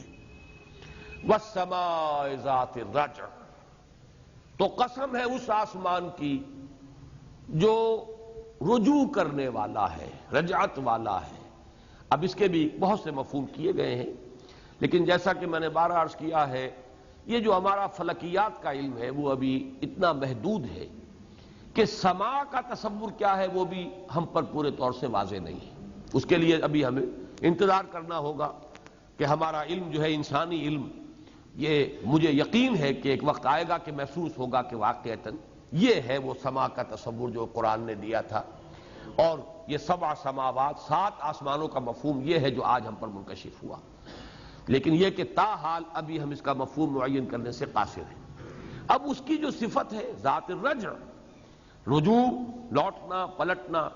اب ایک تو یہ کہ فلک کا تصور یہ تھا دنیا میں کہ گردش میں ہے، اور اس میں کوئی شک نہیں کہ جو اجرام فلکیاں ہیں وہ گردش میں ہیں، سورج گردش میں ہے، چاند جو ہے گردش میں ہے۔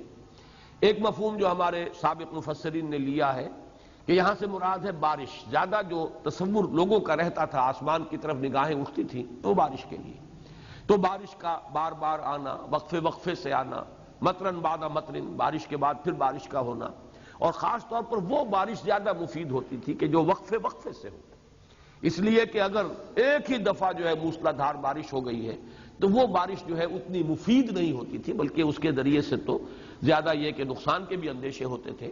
لیکن یہ کہ وقفے وقفے سے بارش ہوئی ہے، جتنی بارش ہوئی وہ زمین میں جذب ہو گئی، پھر بارش ہوئی وہ جذب ہو گئی، تو یہ ایک مفہوم ہے جو لیا گیا ہے، لیکن میں اس کے بارے میں یقین کے ساتھ کچھ نہیں کہہ سکتا۔ والسماء ذات الرجع والارض ذات الصدع، اس کے حوالے سے اگر یہ کہ جو اگلی آیت ہے اس کے حوالے سے سمجھے تو پھر وہ بات جو ہے ہمارے متقدمین جو ہے مفسرین کی کہ اس سے مراد بارش ہے، وقفے وقفے سے تھوڑی تھوڑی یعنی رکاوٹ کے بعد بارش کا ہونا، یہ مفہوم ہے ذات الرجع، تو یہ اس آیت کے ساتھ اس کا ربط جڑتا ہے۔ والارض ذات الصدع، اور زمین جو پھٹنے والی ہے، زمین شق ہونے والی، زمین کا در حقیقت یہ جو اس کے مسام ہیں ان میں پانی جذب ہوتا ہے، اسی سے پانی اندر داخل ہوا، اور اندر جو بیج ڈورمنٹ پڑے ہوئے ہیں وہ پھر شق ہوتے ہیں اور 2 پتیاں نکلتی ہیں، تو زمین ہی کو چیرتی ہوئی پھاڑتی ہوئی وہ 2 پتیاں برآمد ہوتی ہیں۔ تو یہاں پہ آسمان اور زمین کے مابین یہ جو موافقت ہے، جیسے کہ فرمایا آسمان اور زمین کانتا رتقا ففتقناہما، دونوں بند تھے تو ہم نے دونوں کو کھول دیا۔ آسمان بند تھا، بے ایمانی کہ بارش نہیں، بار بار نگاہ اٹھ رہی ہے، اور جو بھی کچھ جو بارانی جہاں کاشت ہوتی ہے اس کا آپ تصور کیجئے، ان کا تو سارا دار و مدار اسی پر ہے کہ بارش ہو جائے، تو وہ ہے آسمان گویا کہ بند تھا، کھل گیا، اس کا بند کھلا کہ اس میں پانی برسا اس سے، اور زمین کھل گئی، بند تھی، اس میں کوئی رویدگی نہیں تھی، کوئی آثار زندگی کے نہیں تھے، لیکن پانی برسا اور زندگی جو ہے اس کے آثار زمین میں سے وہ رویدگی وہ جو ہے نمودار ہو گئی۔ تو وہ مفہوم جو ہے کہ کانتا رتقا ففتقناہما، عین ممکن ہے کہ ان دونوں آیات کا بھی وہی مفہوم ہو کہ جو اس آیہ مبارکہ کا ہے، والسماء ذات الرجع والارض ذات الصدع انہ لقول فصل وما هو بالحصر۔ یقیناً یہ، اب روح کو یہاں پہ دوبارہ دیکھ لیجئے، جیسا کہ میں نے عرض کیا تھا، اللہ اور قرآن، اس کے لیے کہیں پہلے تذکرہ ہونا ضروری نہیں ہے۔ قرآن میں ضمیر آ جائے گی بغیر پہلے تذکرے کے، وہاں اللہ کے لیے انہ علی رجعہ لقادر، انہ لقول فصل، یہ قرآن ایک فیصلہ کن قول ہے۔ وما هو بالحزر، یہ کوئی ہنسی دل لگی کی بات نہیں ہے، کوئی ہنسی مذاق نہیں ہے، یہ لغو کلام نہیں ہے، یہ کسی شاعر کی جو ہے وہ جو سورہ شعراء میں آیا ہے، آسمان اور زمین کے قلابے میں لا دینا اور ایک باتیں کرتے رہنا، فی کل واد یہیمون، ایسے ہی بے معنی باتیں جو ہے اس میں مبالغہ آرائی کرتے چلے جانا، یہ وہ بات نہیں ہے۔ اِنَّهُ لَقَوْلٌ فَصْلٌ وَمَا هُوَ بِالْهَزْلِ۔ یہاں پر بھی اب پہلی چیز جو ہے جو ہمیں رب تلاش کرنا ہوگا وہ یہ کہ یہ جو قسم کھائی، دو قسمیں، وَالسَّمَاءِ ذَاتِ الرَّجْعِ وَالْأَرْضِ ذَاتِ الصَّدْعِ اِنَّهُ لَقَوْلٌ فَصْلٌ وَمَا هُوَ بِالْهَزْلِ۔ ان کے مابین ربط کیا ہے؟ یہ قسم بہی، مقسم بہی، مقسم علیہ، ان کے مابین تعلق کیا ہے؟ تو یہ نوٹ کر لیجئے کہ قرآن مجید نے وحی کو کئی بار تشبیہ دی ہے پانی کے ساتھ، مام مبارکہ۔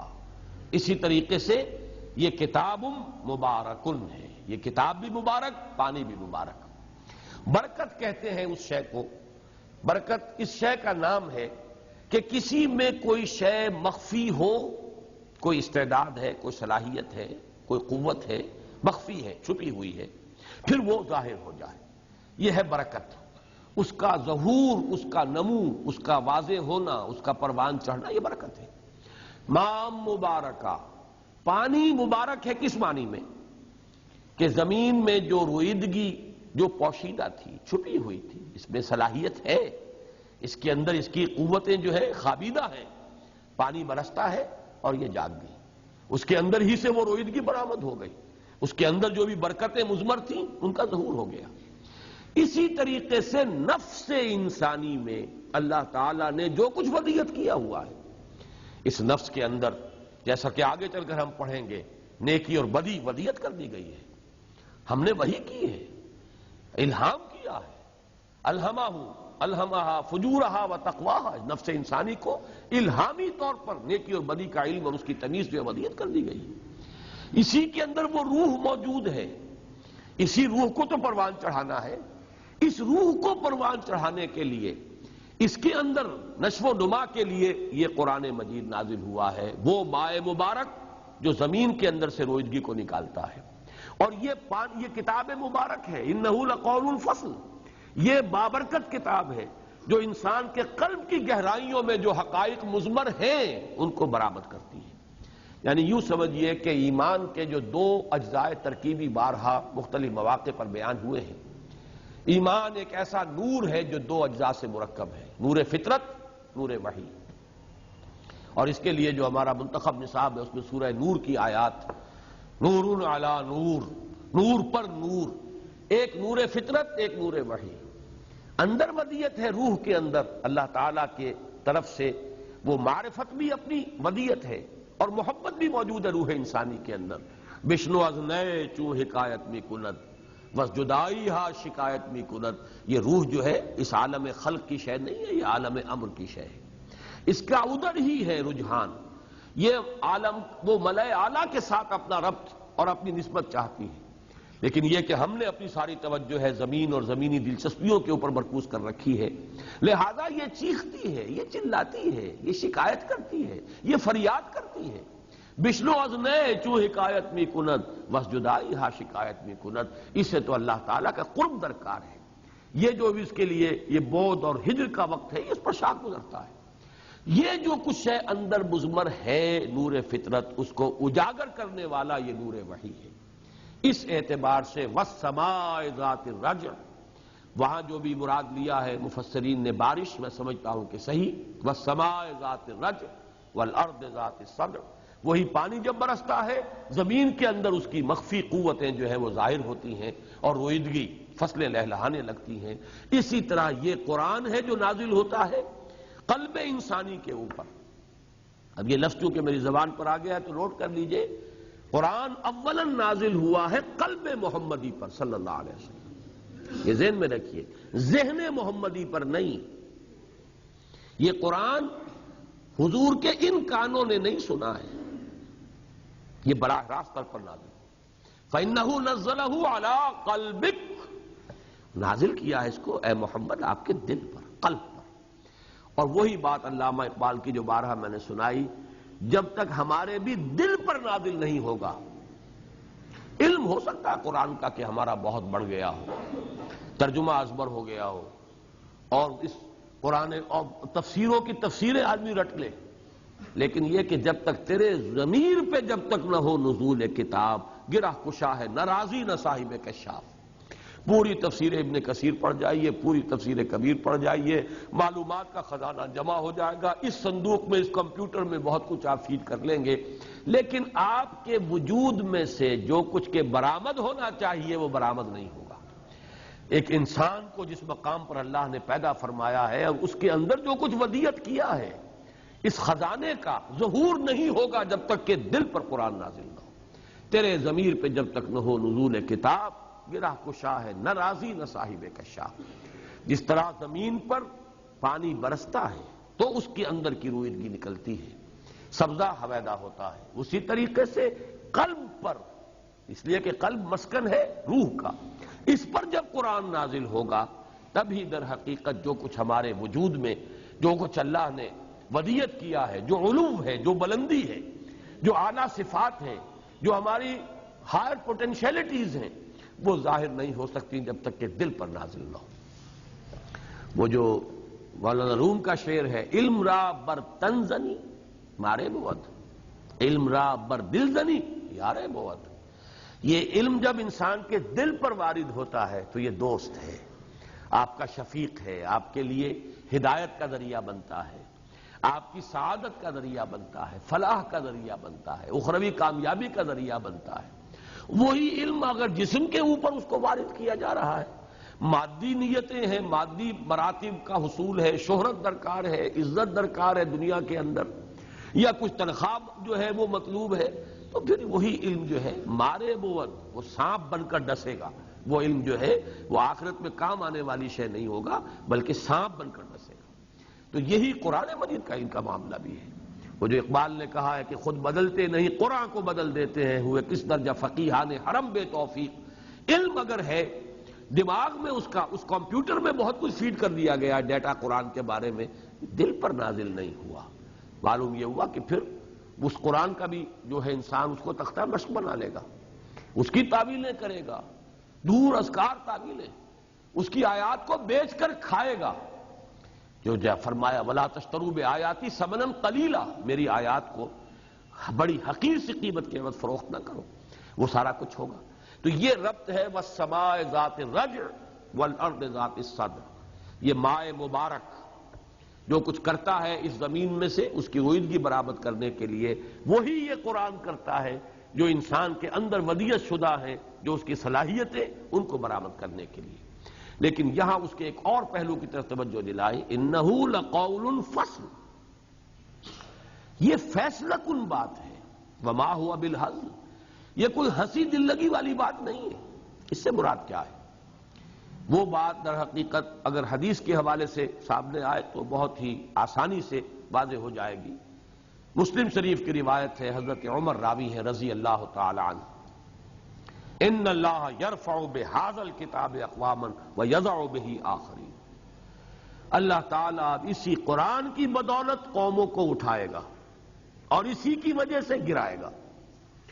جو اس قرآن کو پیٹھ دکھائیں گے، اس سے دور ہو جائیں گے، اعراض کریں گے، ان کو گرنا ہی گرنا ہے لا محالہ، اور جو اس کو اپنا امام بنائیں گے، اس کی رہنمائی اختیار کریں گے، انہیں ابھرنا ہی ابھرنا ہے، اس میں کسی شک و شبے کی گنجائش نہیں۔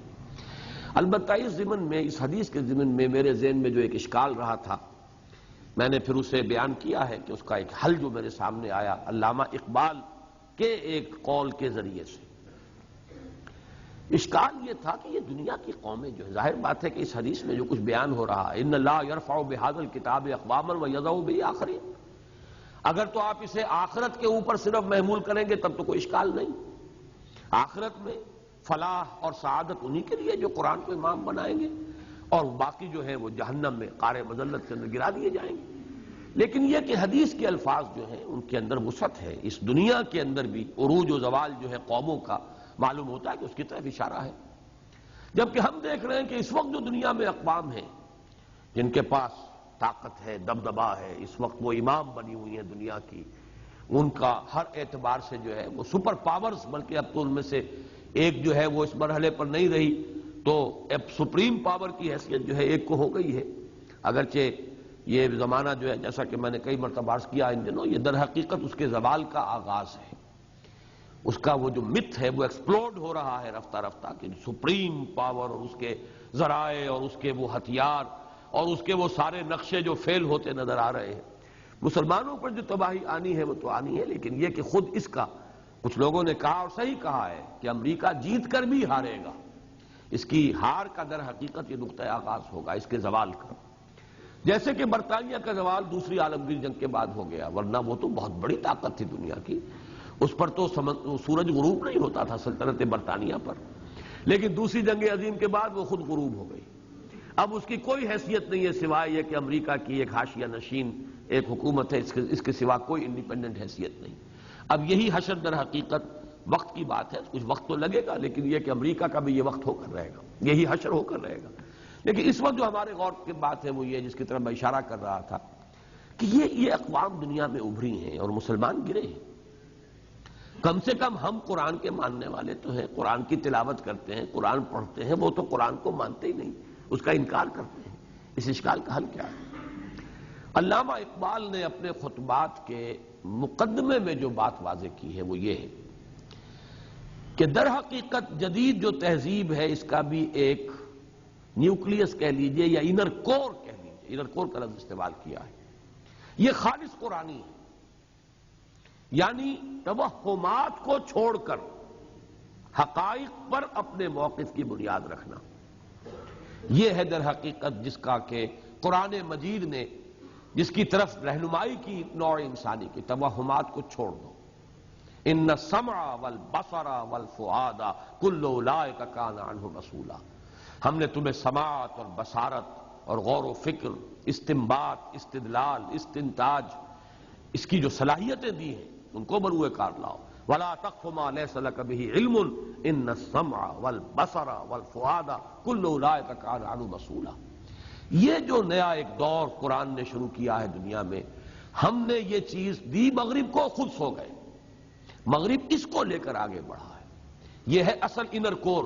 اس کے گرد جو اس نے لپیٹ لی ہیں اپنی تہذیبی اور تمدنی جو بھی ان کی اس وقت کی ظاہری شکلیں اور صورتیں ہیں، وہ ایک اضافی شے ہے، وہ ضلالت اور گمراہی ہے. لیکن یہ انر کور، کھول آنکھ، زمین دیکھ، فلک دیکھ، فضا دیکھ، توہمات کے اوپر جو ہے اپنے موقف کو قائم نہ کرو. ولا تقف ما ليس لك به علم ان السمع والبصر والفؤاد كل اولئک کان عنہ مسئولا. تو یہ انر کور جو ہے پریزنٹ سویلائزیشن، ماڈرن سویلائزیشن کا وہ یہ ہے. تو وہ بھی در حقیقت جیسے کہ یعنی میں نے کئی مرتبہ عرض کیا ہے کہ باطل کا دنیا میں وجود نہیں ہے. باطل بھی اپنے ظہور کے لیے حق کا کوئی نہ کوئی جز لے کر اس کے بل پر کھڑا ہوتا ہے، اس کے اوپر تانا بانا اپنا بن دیتا ہے. جیسے یہ آکاش بیل ہوتی ہے جو درختوں کے اوپر چھا جاتی ہے اور چوس جاتی ہے اور ان کو ختم کر دیتی ہے. خود اٹھنے کی صلاحیت اس میں نہیں ہے، وہ درخت کے اوپر چڑھے گی، چاہے اس درخت کو پھر وہ ٹنڈ منڈ کر دے اور سارا کا سارا درخت جو ہے وہ اس کی ساری صلاحیت کو چوس جائے. اسی طرح باطل بھی کوئی نہ کوئی انر کور حق کا لے کر اس پر اپنا تانا بانا جو ہے وہ جیسے عنکبوت کا جالا ہے وہ اس طریقے سے اس کے اوپر جالا جو ہے وہ اپنا بنتا ہے، ورنہ اس کا اپنا کھڑے ہونے کے لیے اس کی کوئی ریڑھ کی ہڈی موجود نہیں. اس اعتبار سے اس تہذیب کا انر کور بھی قرآنی ہے جس کو ہم چھوڑ بیٹھے. ہم تو اب گویا کہ ہر اعتبار سے خسرت دنیا والآخرہ والی بات اس کا جو ہے ایک نشانی جو ہے در حقیقت آج امت مسلمہ ہے. بہرحال نوٹ کیجئے انہو لقول الفصل. اچھا، اس کا جو سب سے نمایاں مفہوم سامنے آیا عین اس وقت جب کہ قرآن نازل ہو رہا تھا وہ یہ ہے کہ یہ قرآن کسی شاعر کا کلام نہ سمجھنا. اسے کسی شاعر کو آپ نے داد دے دی تو کیا، نہ دی تو کیا. کسی قصیدہ گو کو آپ نے کچھ انعامات دے دیے تو کیا اور نہ دیے تو کیا. زیادہ زیادہ یہی ہے نا کہ وہ کہہ دے گا بخیل ہے، میں نے اتنا بڑا قصیدہ اس امیر کو یا اس شیخ قبیلہ کو پڑھ کر سنایا، اس کی شان میں اتنے کچھ میں نے زمین و آسمان کے قلابے ملا، اس نے مجھے کچھ بھی نہیں دیا. یہی ہوگا نا، اور کیا ہوگا. کسی شاعر نے بڑی اچھی غزل کہی ہو اور آپ جو ہے سن کر بس ایسے ہی خاموش رہ جائیں، وہ یہی کہے گا کہ یہ اس کے اندر صلاحیت نہیں ہے، سخن فہم نہیں ہے. اس سے زیادہ تو نہیں. قرآن ایسی شے نہیں ہے، اسے مانو گے تو بچت ہوگی اور نہیں مانو گے تو ہلاک کر دیے جاؤ گے. اس لیے کہ رسول کا معاملہ یہ ہوتا ہے، رسول کی آمد کے بعد کوئی رعایت جو ہے قوم کے ساتھ نہیں کی جاتی. اب میں چونکہ اس کو ایک پھر جس کو یونیورسل ٹروتھ کہا جاتا ہے، اس اعتبار سے بیان کر رہا ہوں، کہنا یہ چاہیے کہ رسولوں کی آمد کے بعد پھر کوئی رعایت نہیں دی جاتی تھی، اس لیے کہ اب رسولوں کی آمد کا سلسلہ بند ہو چکا ہے۔ محمد الرسول اللہ صلی اللہ علیہ وسلم آخری نبی، آخری رسول، لہذا ہمیں اس کو جو پاسٹ ٹینس ہے، صیغہ ماضی کے اندر ہمیشہ تذکرہ کرنا چاہیے۔ اللہ کی یہ سنت ثابتہ رہی ہے کہ جب بھی اس نے کبھی رسول بھیجا، اگر قوم نے رسول کی بات کو رد کر دیا تو پھر قوم ہلاک کر دی گئی، کوئی رعایت نہیں، اس لیے کہ اب حق جو ہے مبرہن ہو گیا، واضح ہو گیا، کسی شک و شبے کی گنجائش نہیں رہی۔ ان کی شخصیت ہر شک و شبے سے بالا تر، ان کا کردار بے داغ، لہذا ان کی طرف سے جب حق بیان کر دیا جائے اور اتمام حجت ہو جائے، اب کسی رعایت کی مستحق قوم نہیں رہی۔ قوم نوح ہلاک کی گئی، قوم ہود ہلاک کی گئی، قوم صالح ہلاک کر دی گئی، قوم لوط ہلاک کر دی گئی، قوم شعیب ہلاک کر دی گئی، یہ سب کے سب ہلاک کی۔ اس اعتبار سے یہ گویا کہ قریش کو یہ تنبیہ کی جا رہی، انہ لقول فصل وما هو بالہزل۔ اس قرآن کو کسی شاعر کا کلام، کوئی ہنسی دل لگی کی بات، کوئی لغو یہ نہ سمجھو، بلکہ یہ قول فصل ہے، فیصلہ کن ہے، وما هو بالہزل۔ یہی مضمون قرآن مجید میں چونکہ جو اہم مضامین ہیں وہ 2 مرتبہ ضرور آتے ہیں، بہت ہی پرجلال انداز میں سورہ بنی اسرائیل کے اختتام پر یہ مضمون آیا ہے، وَبِالْحَقِّ أَنزَلْنَاهُ وَبِالْحَقِّ نَزَلَ۔ اس قرآن کو ہم نے حق کے ساتھ نازل کیا ہے اور یہ حق کے ساتھ نازل ہوا ہے۔ حق یہاں پر بھی بمانی فیصلہ کن، یہ نہیں ہے کہ قرآن آئے اور کوئی نتیجہ نہ نکلے، نہ مانے تب بھی کوئی نتیجہ نہیں، مان لے تب بھی کوئی نتیجہ نہیں۔ وَبِالْحَقِّ أَنزَلْنَاهُ وَبِالْحَقِّ نَزَلَ وَمَا أَرْسَلْنَاكَ إِلَّا مُبَشِّرًا وَنَذِيرًا وَقُرْآنًا فَرَقْنَاهُ لِتَقْرَأَهُ عَلَى النَّاسِ عَلَى مُكْثٍ وَنَزَّلْنَاهُ تَنزِيلًا۔ وہی مضمون یہاں ہے، وَالسَّمَاءِ ذَاتِ الرَّجْعِ وَالْأَرْضِ ذَاتِ الصَّدْعِ إِنَّهُ لَقَوْلٌ فَصْلٌ وَمَا هُوَ بِالْهَزْلِ إِنَّهُمْ يَكِيدُونَ كَيْدًا وَأَكِيدُ كَيْدًا۔ اے نبی صلی اللہ علیہ وسلم اور اے مسلمانوں، یہ لوگ بھی اپنی سی چالیں چل رہے ہیں اور میں بھی اپنی چال چل رہا ہوں۔ یہ بہت اہم مضمون ہے، اس سے تعلق جڑے گا سابقہ سورت کے ساتھ بہت گہرائی کے ساتھ۔ اس سورت کا مرکزی مضمون کیا تھا؟ تعذیب المسلمین، اس درجے تک کہ اہل ایمان کو زندہ کھائیوں کے اندر آگ بھر کر اس میں زندہ جلا دیا گیا۔ یہ آخری حد ہے، یہ ہوا۔ قتل اصحاب الاخدود النار ذات الوقود اذ هم علیہا قعود وهم علی ما یفعلون بالمؤمنین شہود۔ وہاں بھی جیسا کہ میں عرض کر چکا ہوں پچھلے ہفتے، اصل میں آئینہ دکھایا جا رہا ہے مسلمانوں کو اور مکے کے وہ کفار کہ جو مسلمانوں کو ستا رہے تھے۔ بلال تم بھی دیکھ لو، مصعب تم بھی دیکھ لو، خباب تم بھی دیکھ لو، یہ ہمیشہ سے ہوتا آیا ہے۔ ہماری راہ میں جو آئے ہیں ان کو آزمایا گیا ہے، ان پر سختیاں آئی ہیں۔ احسب الناس ان يتركوا ان يقولوا آمنا وهم لا يفتنون ولقد فتنا الذين من قبلهم فلا يعلمن الله الذين صدقوا ولا يعلمن الكاذبين۔ کیا لوگوں نے یہ سمجھا تھا کہ محض یہ کہنے سے کہ ہم ایمان لے آئے وہ چھوٹ جائیں گے اور انہیں آزمایا نہ جائے گا، پرکھا نہ جائے گا، ٹھوک بجا کر دیکھا نہ جائے گا؟ ہماری تو سنت ثابتہ یہ رہی ہے، مستقل ہمارا قانون یہ رہا ہے کہ ہم آزماتے ہیں ہمیشہ جو بھی ایمان کا دعویٰ کریں، اور ہم کھول دیتے ہیں کہ کون واقعتاً سچ مچ اپنے ایمان میں سچے ہیں اور کون لوگ جھوٹ موٹ کے مومن بن گئے ہیں۔ فَلَا يَعْلَمَنَّ اللَّهُ الَّذِينَ صَدَقُوا وَلَا يَعْلَمَنَّ الْكَاذِبِينَ۔ لیکن دوسری طرف اے ابو جہل تم بھی دیکھ لو، اور اے امیہ ابن خلف تم بھی دیکھ لو، اے عقبہ ابن ابی معیط تم بھی دیکھ لو، جو حشر پھر ہوتا ہے وہ یہ ہے کہ اللہ تعالیٰ کی پکڑ آتی ہے۔ اب حسب الذین یعملون السیئات ان یسبقونا ساء ما یحکمون۔ کیا وہ لوگ جو یہ تکلیفیں پہنچا رہے ہیں، ایذائیں پہنچا رہے ہیں ہمارے مومن بندوں کو، کیا انہوں نے یہ سمجھا ہے کہ وہ ہماری پکڑ سے بچ نکلیں گے؟ بہت بری رائے ہے، غلط رائے ہے جو انہوں نے قائم کی ہے۔ ان بطش ربک لشدید، تیرے رب کی پکڑ بڑی سخت ہے۔ جب شکنجے میں یہ کسے جائیں گے تو ان کے ہوش میں ٹھکانے آ جائیں گے۔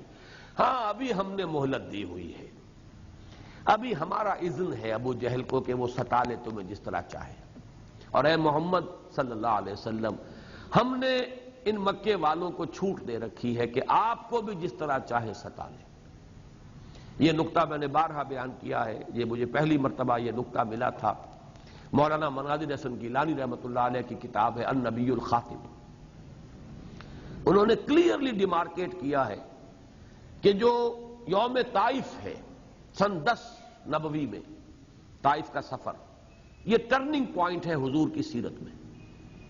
اس سے پہلے اللہ تعالی نے اپنے نبی کو گویا کہ کفار کے حوالے کیا ہوا تھا، جس طرح چاہیں ستا لیں، جس طرح چاہیں انہیں آزما لیں۔ امتحان لے لو ہمارے نبی کا، اس کے صبر کا، اس کے ثبات کا، اس کی استقامت کا، اس کے استقلال کا، اس کے حوصلے کا، لے لو امتحان۔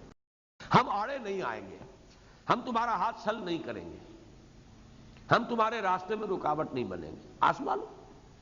البتہ پھر وہ جو یوم طائف کی جو فریاد ہے حضور کی زبان پر جو آئی ہے، اللہم الیک اشکو ضعف قوتی وقلت حیلتی وہوانی علی الناس، اے اللہ تیری جناب میں فریاد لے کر آیا ہوں اپنی قوت کی کمی کا، اپنے وسائل کی کمی کا، اور یہ جو لوگوں میں رسوائی ہو رہی ہے، بے عزتی ہو رہی ہے۔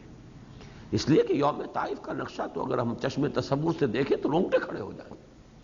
اللہ کا نبی سید الاولین والآخرین، محبوب رب العالمین، اور طائف کی گلیاں، اور نقشہ وہ ہے جیسے یہاں کوئی آپ کی گلیوں میں کبھی کوئی مجذوب یا دیوانہ قسم کا آ جائے اور بچے جو ہیں وہ تالیاں بھی بجا رہے ہیں اور پتھر بھی مار رہے ہیں، یہ نقشہ ہے عالم واقعہ میں۔ ساتھ بھی صرف حضرت زید تھے، زید ابن حارثہ، وہ ایک طرف سے آڑ بنتے تھے تو دوسری طرف سے پتھر آ رہے ہیں، ادھر سے بچاتے تھے حضور کو تو ادھر سے پتھر آ رہے ہیں۔ پائے مبارک لہو لہان۔ اس وقت وہ جب فریاد زبان پر آئی ہے اور پھر فرشتہ بھیجا گیا ہے کہ آپ چاہیں تو یہ ملک الجبال حاضر ہے، حکم دیجئے، اگر آپ چاہیں تو ان دونوں پہاڑوں کو جن کے مابین یہ طائف کی وادی ہے انہیں ٹکرا دیا جائے، سرما بنا دیا جائے گا۔ آپ نے فرمایا نہیں، کیا عجب کہ اللہ تعالیٰ ان کی آئندہ نسلوں کو ہدایت دے۔ لیکن یہ کہ اس کے بعد سے پروٹیکشن ملی ہے محمد الرسول اللہ صلی اللہ علیہ وسلم۔ اصل میں ابو جہل کے بھی 2 واقعات آتے ہیں سیرت میں۔ اب ظاہر بات ہے سیرت اس طور سے ریکارڈڈ نہیں ہے کہ کون سا واقعہ کس سن کا ہے، واقعات ہیں جمع ہو گئے، خاص طور پہ مکی دور میں۔ مدنی دور میں آ کر تو آپ کو سن وار واقعات مل جاتے ہیں، لیکن جو مکی دور ہے اس میں اس طریقے سے جو اس کا کرونالوجیکل آرڈر ہے وہ واضح نہیں ہے۔ 2 واقعات آتے ہیں۔ ایسا بھی ہے کہ ابو جہل نے حضور کی گردن مبارک میں اپنی چادر کو بل دے کر پھندا بنا کر ڈالا ہے اور کھینچا ہے، جس سے آنکھیں ابل گئی۔ لیکن ایک واقعہ یہ بھی آتا ہے کہ ایک موقع پر وہ آگے بڑھا ہے حضور کے خلاف گستاخی کرنے کو اور دست درازی کرنے کو، اور پھر یہ کہ ایک دم پیچھے ہٹ کے ڈر کر پیچھے ہٹ گیا۔ لوگوں نے پوچھا کیا ہوا تمہیں؟ اس کی چوپال تو تھی، ہمیشہ آباد رہتی تھی، بہت سے لوگ اس کے حوارین بیٹھے رہتے تھے، چلا تھا بڑے وہ وثوق کے ساتھ اور بڑے اعتماد کے ساتھ کہ آج میں ان کے ساتھ جو ہے کچھ اور زیادتی کروں، لیکن وہ ڈر کر پیچھے ہٹا۔ پوچھا گیا کیا تھا؟ اس نے کہا میں نے اپنے اور محمد کے مابین آگ کی ایک خندق دیکھی ہے جس میں پروں والی کوئی مخلوق تھی اور مجھ پر جھپٹ پڑنا چاہتی تھی۔ یہ واقعہ جو ہے یہ در حقیقت قرآن مجید کی ان آیات کی شرح میں آئے گا جو آگے چل کے سورہ علق میں آنے والی ہیں۔ فَلْيَدْعُ نَادِيَهُ سَنَدُ الزَّبَانِيَةِ، بلا لے یہ اپنی مجلس والوں کو، ہم بھی جہنم کے فرشتوں کو بلا لیں گے۔ تو معلوم یہ ہوتا ہے وہ آگ کی خندق اور اس میں پروں والی مخلوق، اور وہ مجھ پر ٹوٹ پڑنے کو تیار تھے کہ جیسے میری تکہ بوٹی کر دیں گے، تو وہ ڈر کر پیچھے ہٹا۔ تو یہ نقشہ جو حل کیا گیا، معلوم ایسا ہوتا ہے کہ یہ واقعہ سن 10 کے بعد کا ہے جبکہ پروٹیکشن ہو گئی۔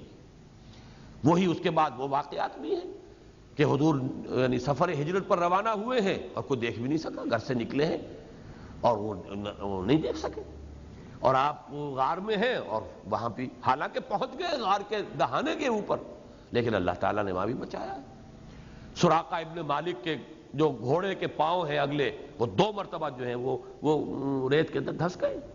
تو ایک اسپیشل پروٹیکشن سن 10 کے بعد اللہ کی طرف سے محمد الرسول اللہ کو ملی ہے صلی اللہ علیہ وسلم۔ لیکن واقعہ طائف سے قبل تک گویا کہ اللہ نے حوالے کیے ہوا تھا. اسی لیے الفاظ اس دعا میں یہ لا من تکلونی اللہم الیک اشکو ضعف قوتی وقلت حیلتی وہوانی علی الناس الی من تکلونی. مجھے کس کے حوالے کر دیا ہے؟ کیا دشمن کے حوالے کر دیا ہے؟ یہ الفاظ ہے اس کے. بہرحال یہ نوٹ کر لیجئے کہ یہاں وہ مضمون آ رہا ہے. اس کیفیت میں ظاہر بات ہے کہ کبھی تقاضا دل میں پیدا ہوتا ہے. میرے پاس کوئی ثبوت نہیں ہے، اس کے لیے کوئی شواہد نہیں ہے کہ حضور کے دل میں بھی یہ بات آئی ہو، یعنی سیرت کی روایات کے حوالے سے. لیکن قرآن مجید کے بعض مقامات پر بین السطور یہ مضمون موجود ہے کہ جیسے حضور کے دل میں یہ خواہش پیدا ہوئی ہو کہ اب ان کا حساب کب تک انہیں ڈھیل دی جائے گی. انہوں نے تو اپنا خبث باطن ظاہر کر دیا، خباثت پوری طرح کھل کر آ چکی. کیسے کیسے میرے ان جانثاروں کے اوپر سختیاں انہوں نے جو ہے وہ توڑی ہیں. اب کب تک انہیں ڈھیل دی جائے گی؟ اور بعض مواقع پر جیسے سورہ مریم کی آیت جو ہے وہ بہت اہم ہے. وَلَا تَعْجَلْ عَلَيْهِمْ، اے نبی جلدی نہ کیجئے ان کے بارے میں. یہ ہماری اپنی حکمت کے تحت ہوگا کہ ہم کب تک انہیں ڈھیل دیتے ہیں. لیکن یہ نہ سمجھیے کہ یہ بچ نکلیں گے، معاذ اللہ. جس کی مثال یہ ہے کہ جب آپ مچھلی کا شکار کر رہے ہو تو اگر کانٹا جو ہے مچھلی کے حلق میں پھنس گیا، اب آپ ڈھیلی چھوڑتے ہیں. آپ کو پورا پتا ہے، یقین ہے کہ کہاں جائے گی اب مچھلی، وہ تو کانٹے کے اندر جو ہے پھنسی ہوئی ہے. اسی طرح یہ کہیں بچ کر نکلنے والے نہیں ہیں. ان کے اوپر جب پکڑ آئے گی، ان بطش ربک لشدید، تیرے رب کی پکڑ بہت سخت ہے. لیکن جب تک ہماری حکمت میں ہے ہم ڈھیل دیں گے. یہ فیصلہ ہمیں کرنا ہے کہ کب تک ان کے لیے مہلت ہے، کب تک ڈھیل ہے. اسی مہلت میں ایک بہت بڑی حکمت ہے. یہ مضامین وہ ہے کہ جو پھر مدنی صورتوں میں جا کر واضح ہوئے. یہاں تو یوں سمجھیے کہ یہ بالکل نٹ شیل میں ہے. یہ تمام مضامین گویا کہ اس ایک آیت میں انہم یکیدون کیدم واکید کیدا، یہ دو آیات کے اندر یہ مضمون آ گیا ہے. یہی مضامین آئے ہیں، اس میں ہماری حکمت ہے. اسی سے تو جوہر نمایاں ہوں گے.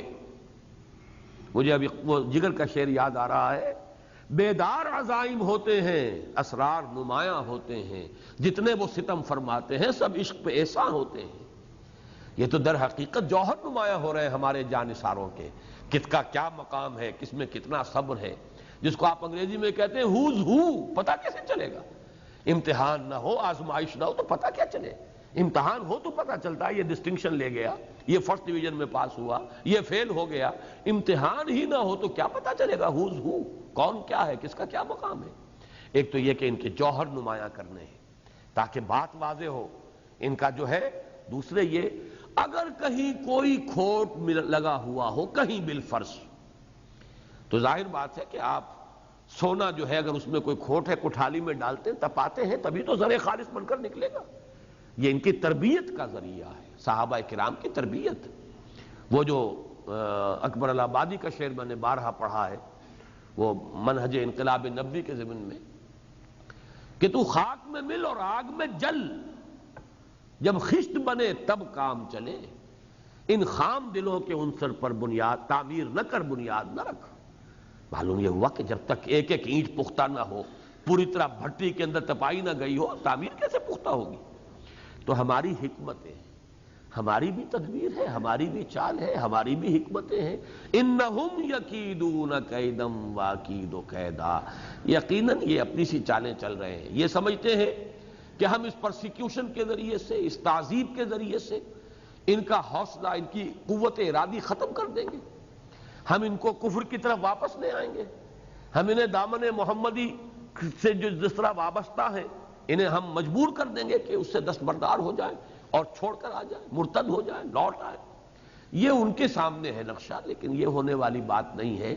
اور اس میں نوٹ کیجئے، میں نے منہج انقلاب نبوی میں اس بات کو، یہ نقطہ بہت اہم ہے، بہت لطیف نقطہ ہے. جتنی یہ سختی ہو رہی تھی صحابہ کرام پر، اتنا ہی رائے عامہ ان کی طرف مائل ہوتی چلی جا رہی تھی. اس لیے کہ جس کو آپ سائلنٹ میجورٹی کہتے ہیں معاشرے کے اندر، بہت کم لوگ ہوتے ہیں جن کی کمٹمنٹ ہوتی ہے.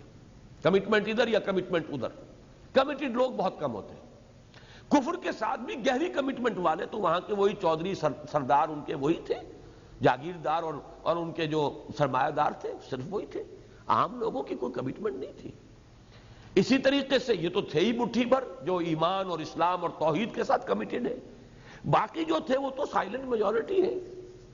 سائلنٹ میجورٹی سائلنٹ ہوتی ہے، اندھی نہیں ہوتی، بہری نہیں ہوتی، اس میں جرت نہیں ہوتی کہ بات کر سکے، لیکن دیکھتی تو ہے کہ کیا ہو رہا ہے۔ یہ بلال کو کیوں مارا گیا؟ اس نے تو کوئی جرم نہیں کیا، یہ کیا ہو رہا ہے اس کے ساتھ؟ یہ خباب کو دیکھتے ہوئے انگاروں پر لٹا دیا گیا، کیا کیا اس نے؟ اچھا آدمی ہے، بھلا آدمی ہے، لوہار تھے پیشے کے اعتبار سے، صحیح وقت پر کام دیتا ہے، صحیح اس کی جو ہے معاوضہ جو ہے صحیح اجرت لیتا ہے، بہت خوش اخلاق ہے، یہ کیا ہو رہا ہے؟ کیوں؟ اور جب جواب ملتا ہے صرف اس لیے کہ ایک اللہ کو مانتا ہے اور محمد کے دامن سے وابستہ ہو گیا صلی اللہ، یہ جرم ہے۔ اس جرم کی پاداش، اور یہ آپ اس کا اندازہ کیجئے کہ اس کا نتیجہ کیا نکلے گا۔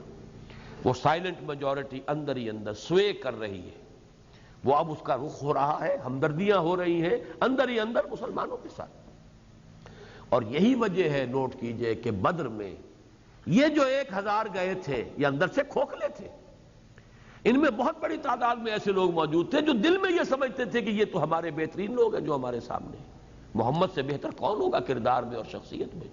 ابو بکر، یہ لوگ، یہ تو ہمارے، یوں سمجھیے کہ ہمارا اصل جو ہے اثاثہ، ہمارا حاصل، ہمارا اصل سرمایہ۔ اور اپنے لوگوں کو بھی پتا تھا کہ ابو جہل کا کردار کیا ہے اور ابو لہب کا کردار کیا ہے اور فلاں کا کردار کیا ہے۔ تو ظاہر بات ہے کہ وہ جو طاقت ہوتی، ضرب کاری اس کی ہوتی ہے جسے اپنے حق پر ہونے کا یقین ہو۔ جس کو یقین نہیں ہے کہ میں حق پر ہوں، اس کی ضرب کاری نہیں ہوتی، وہ نیم دلی کے ساتھ حملہ کرے گا، ضرب لگائے گا تو نیم دلی کے ساتھ۔ یہاں بھی مجھے وہ جگر کا شعر یاد آیا ہے کہ مجھے بہرحال وہ شعر اب یاد نہیں آ رہا ہے، میں چوٹ بھی کھاتا جاتا ہوں، قاتل سے بھی کہتا جاتا ہوں، توہین ہے دست و بازو کی وہ وار کے جو بھرپور نہیں۔ اب یہ وار بھرپور نہیں پڑ رہے تھے، ان کے اس لیے نہیں پڑ رہے تھے کہ اندر سے کھوکھلے تھے، اندر انہیں اپنے صداقت کا اور اپنے موقف کی سچائی کا یقین نہیں تھا، بلکہ اکثر و بیشتر تو وہ تھے کہ جو سمجھتے تھے کہ بہتر لوگ وہ ہیں، صحیح موقف ان کا ہے۔ تو یہ ہے، نوٹ کیجئے، انہم یکیدون کیدا واکید کیدا، یہ اپنی سی چال چل رہے ہیں، یہ سمجھ رہے ہیں کہ اس پرسیکیوشن کے ذریعے سے یہ حق کا راستہ روک لیں گے، یہ لوگوں کو برگشتہ کر دیں گے اس دین سے، توحید سے، اور دامن محمدی سے اپنا رشتہ منقطع کرنے پر آمادہ کر لیں گے۔ نہیں، ہماری اپنی چال ہے، ہماری اپنی حکمتیں ہیں، ہم بھی اپنی تدبیر جو ہے اس پر عمل کر رہے ہیں، اسی سے ان کا جو ہے اصل جوہر نمایاں ہو رہا ہے۔ بیدار عزائم ہوتے ہیں، اسرار نمایاں ہوتے ہیں، جتنے وہ ستم فرماتے ہیں سب عشق پہ احسان ہوتے ہیں۔ یہ تو احسان ہو رہا ہے ان پر، ان کے اندر اور پختگی آ رہی ہے، وہ گویا کہ در خالص بن کر اس کوٹھالی میں سے نکلیں گے۔ فَمَهِّلِ الْكَافِرِينَ أَمْهِلْهُمْ رُوَيْدًا، اس آیت پر ذرا اس اعتبار سے غور کیجئے، ایک ہی مادے سے دو ابواب سے فعل امر آ رہا ہے دہرا کر۔ مہل، محل کے معنی مہلت، ہم اردو میں بھی بولتے ہیں مہلت، محل اصل تو وہی ہے، میم ہا اور لام۔ مہلت دیجئے ان کو، فمہل الکافرین، اے محمد صلی اللہ علیہ وسلم مہلت دیجئے ان کافروں کو، امہلہم، مہلت دیجئے ان کو، رویدہ، تھوڑی دیر کے لیے۔ اس میں جو زور میں نے اس قدر دیا، کیوں دیا؟ کہ محسوس ہو کہ یہ دو مرتبہ اس فعل کو لا کر فعل امر کو، فَمَهِّلِ الْكَافِرِينَ أَمْهِلْهُمْ رُوَيْدًا، اس سے واقعتاً اندازہ ہوتا ہے کہ چاہے حضور صلی اللہ علیہ وسلم کے قلب مبارک میں وہ بات نہ آئی ہو، عام مسلمانوں کے دل میں آئی ہو۔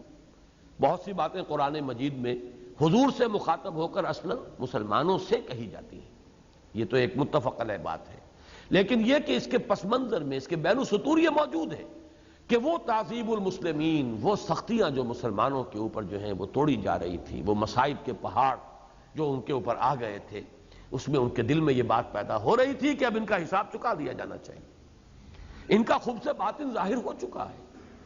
تو جیسے کہ میں نے سورہ مریم کی آیت آپ کو سنائی ہے، وَلَا تَعْجَلْ عَلَيْهِمْ، اے نبی ان کے لیے ذرا جلدی نہ کیجئے، یہ آیت نمبر 84 ہے سورہ مریم کی، جلدی نہ کیجئے، ان کو مہلت دیجئے، یہاں پر براہ راست حضور سے یا یہ کہ حضور کی وساطت سے صحابہ کرام سے دیا جائے، جلدی نہ مچاؤ۔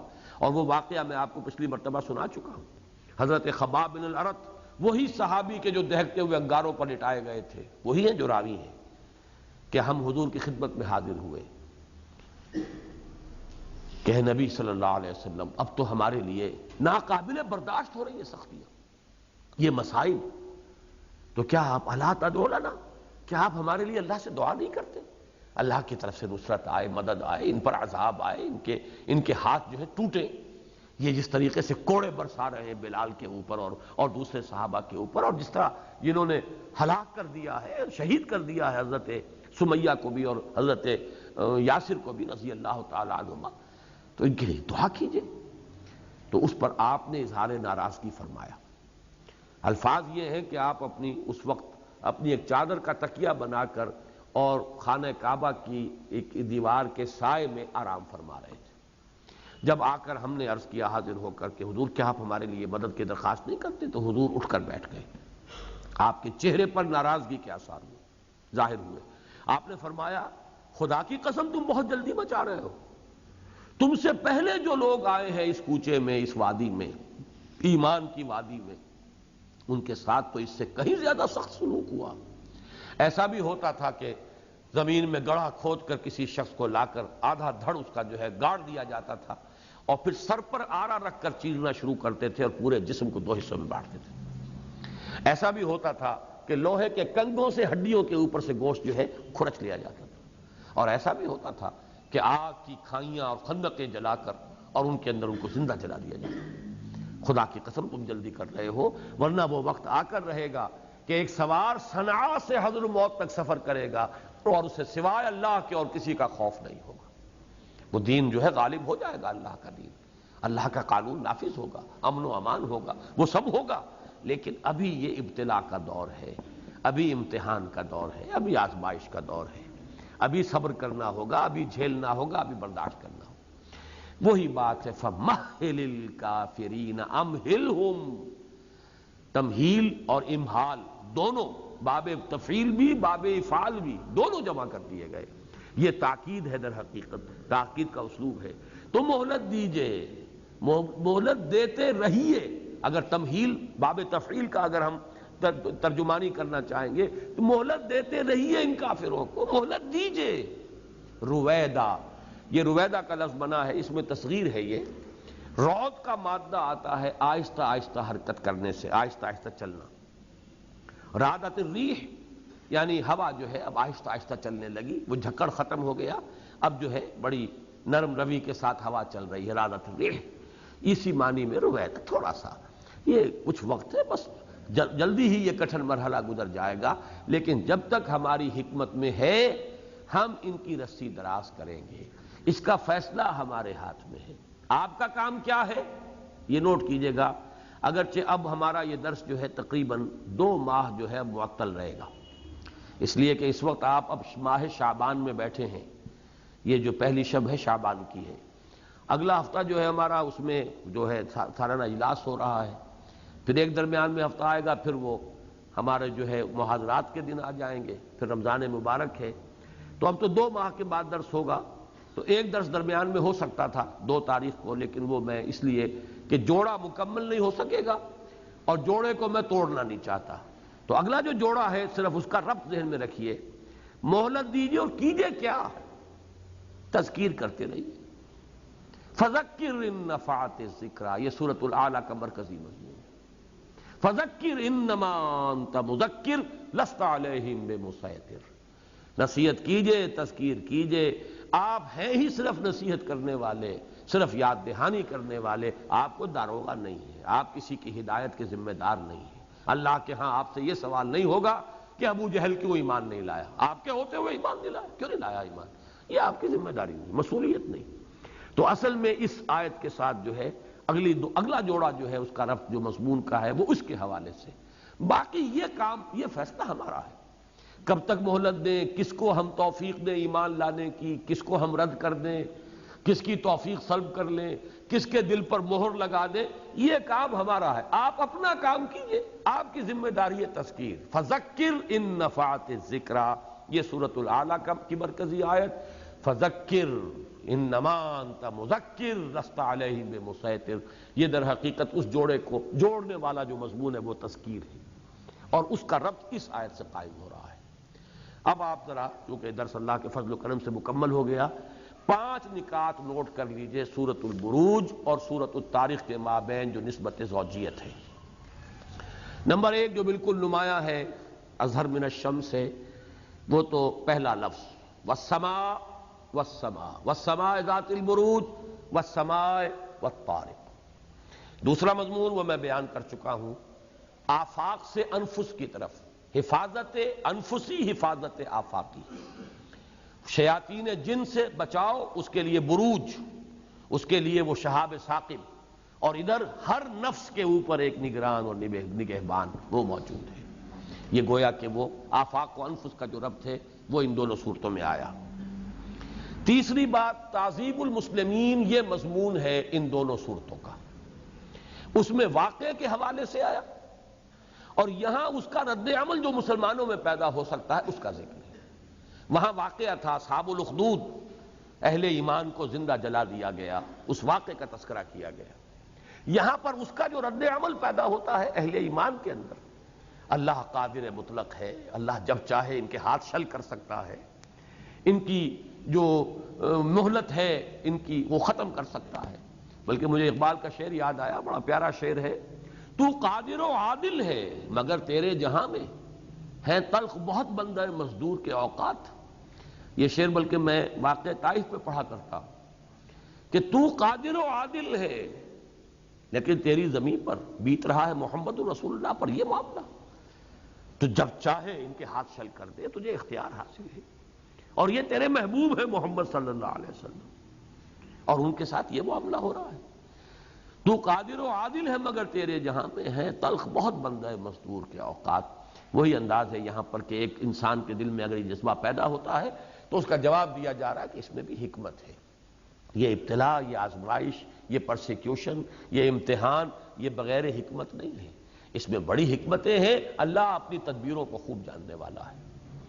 آخری چیز جو ان کے درمیان قدر مشترک ہے، سورۃ البروج ختم ہوئی اِنَّهُ لَقُرْآنٌ مَجِيدٌ فِي لَوْحٍ مَحْفُوظ، یہ قرآن ہے بہت بزرگی والا، بہت عظمت والا، لوح محفوظ میں ہے۔ یہاں فرمایا وہی قرآن اِنَّهُ لَقَوْلٌ فَصْلٌ وَمَا هُوَ بِالْحَزْلِ، ایک ہے کسی شے کا اپنی جگہ پر علو مرتبت، ایک ہے اس کا جو نتیجہ برآمد ہو رہا ہو، یہ دو چیزیں علیحدہ ہیں۔ کوئی شے اپنی جگہ بہت بلند ہے لیکن اس سے کسی کو کوئی فائدہ نہیں پہنچ رہا، اس کا کوئی کسی کے لیے مثبت یا منفی جو ہے کوئی نتائج نہیں نکل رہے، اپنی ایک بزرگی ہے، اپنی بڑائی ہے، برتری ہے، نہیں، یہ قرآن مجید ہے اپنی جگہ پر، اور فیصلہ کن ہے قوموں کے حق میں۔ مانو گے اسے امام بناؤ گے تو روح و ریحان و جنت و نعیم، نہیں مانو گے رد کر دو گے، دنیا میں بھی عذاب ہے اور آخرت میں بھی عذاب ہے۔ اللہ تعالی ہمیں اس عذاب سے بچائے۔ بارک اللہ لی و لکم فی القرآن العظیم ونفعنی و ایاکم بالآیات والذکر الحکیم۔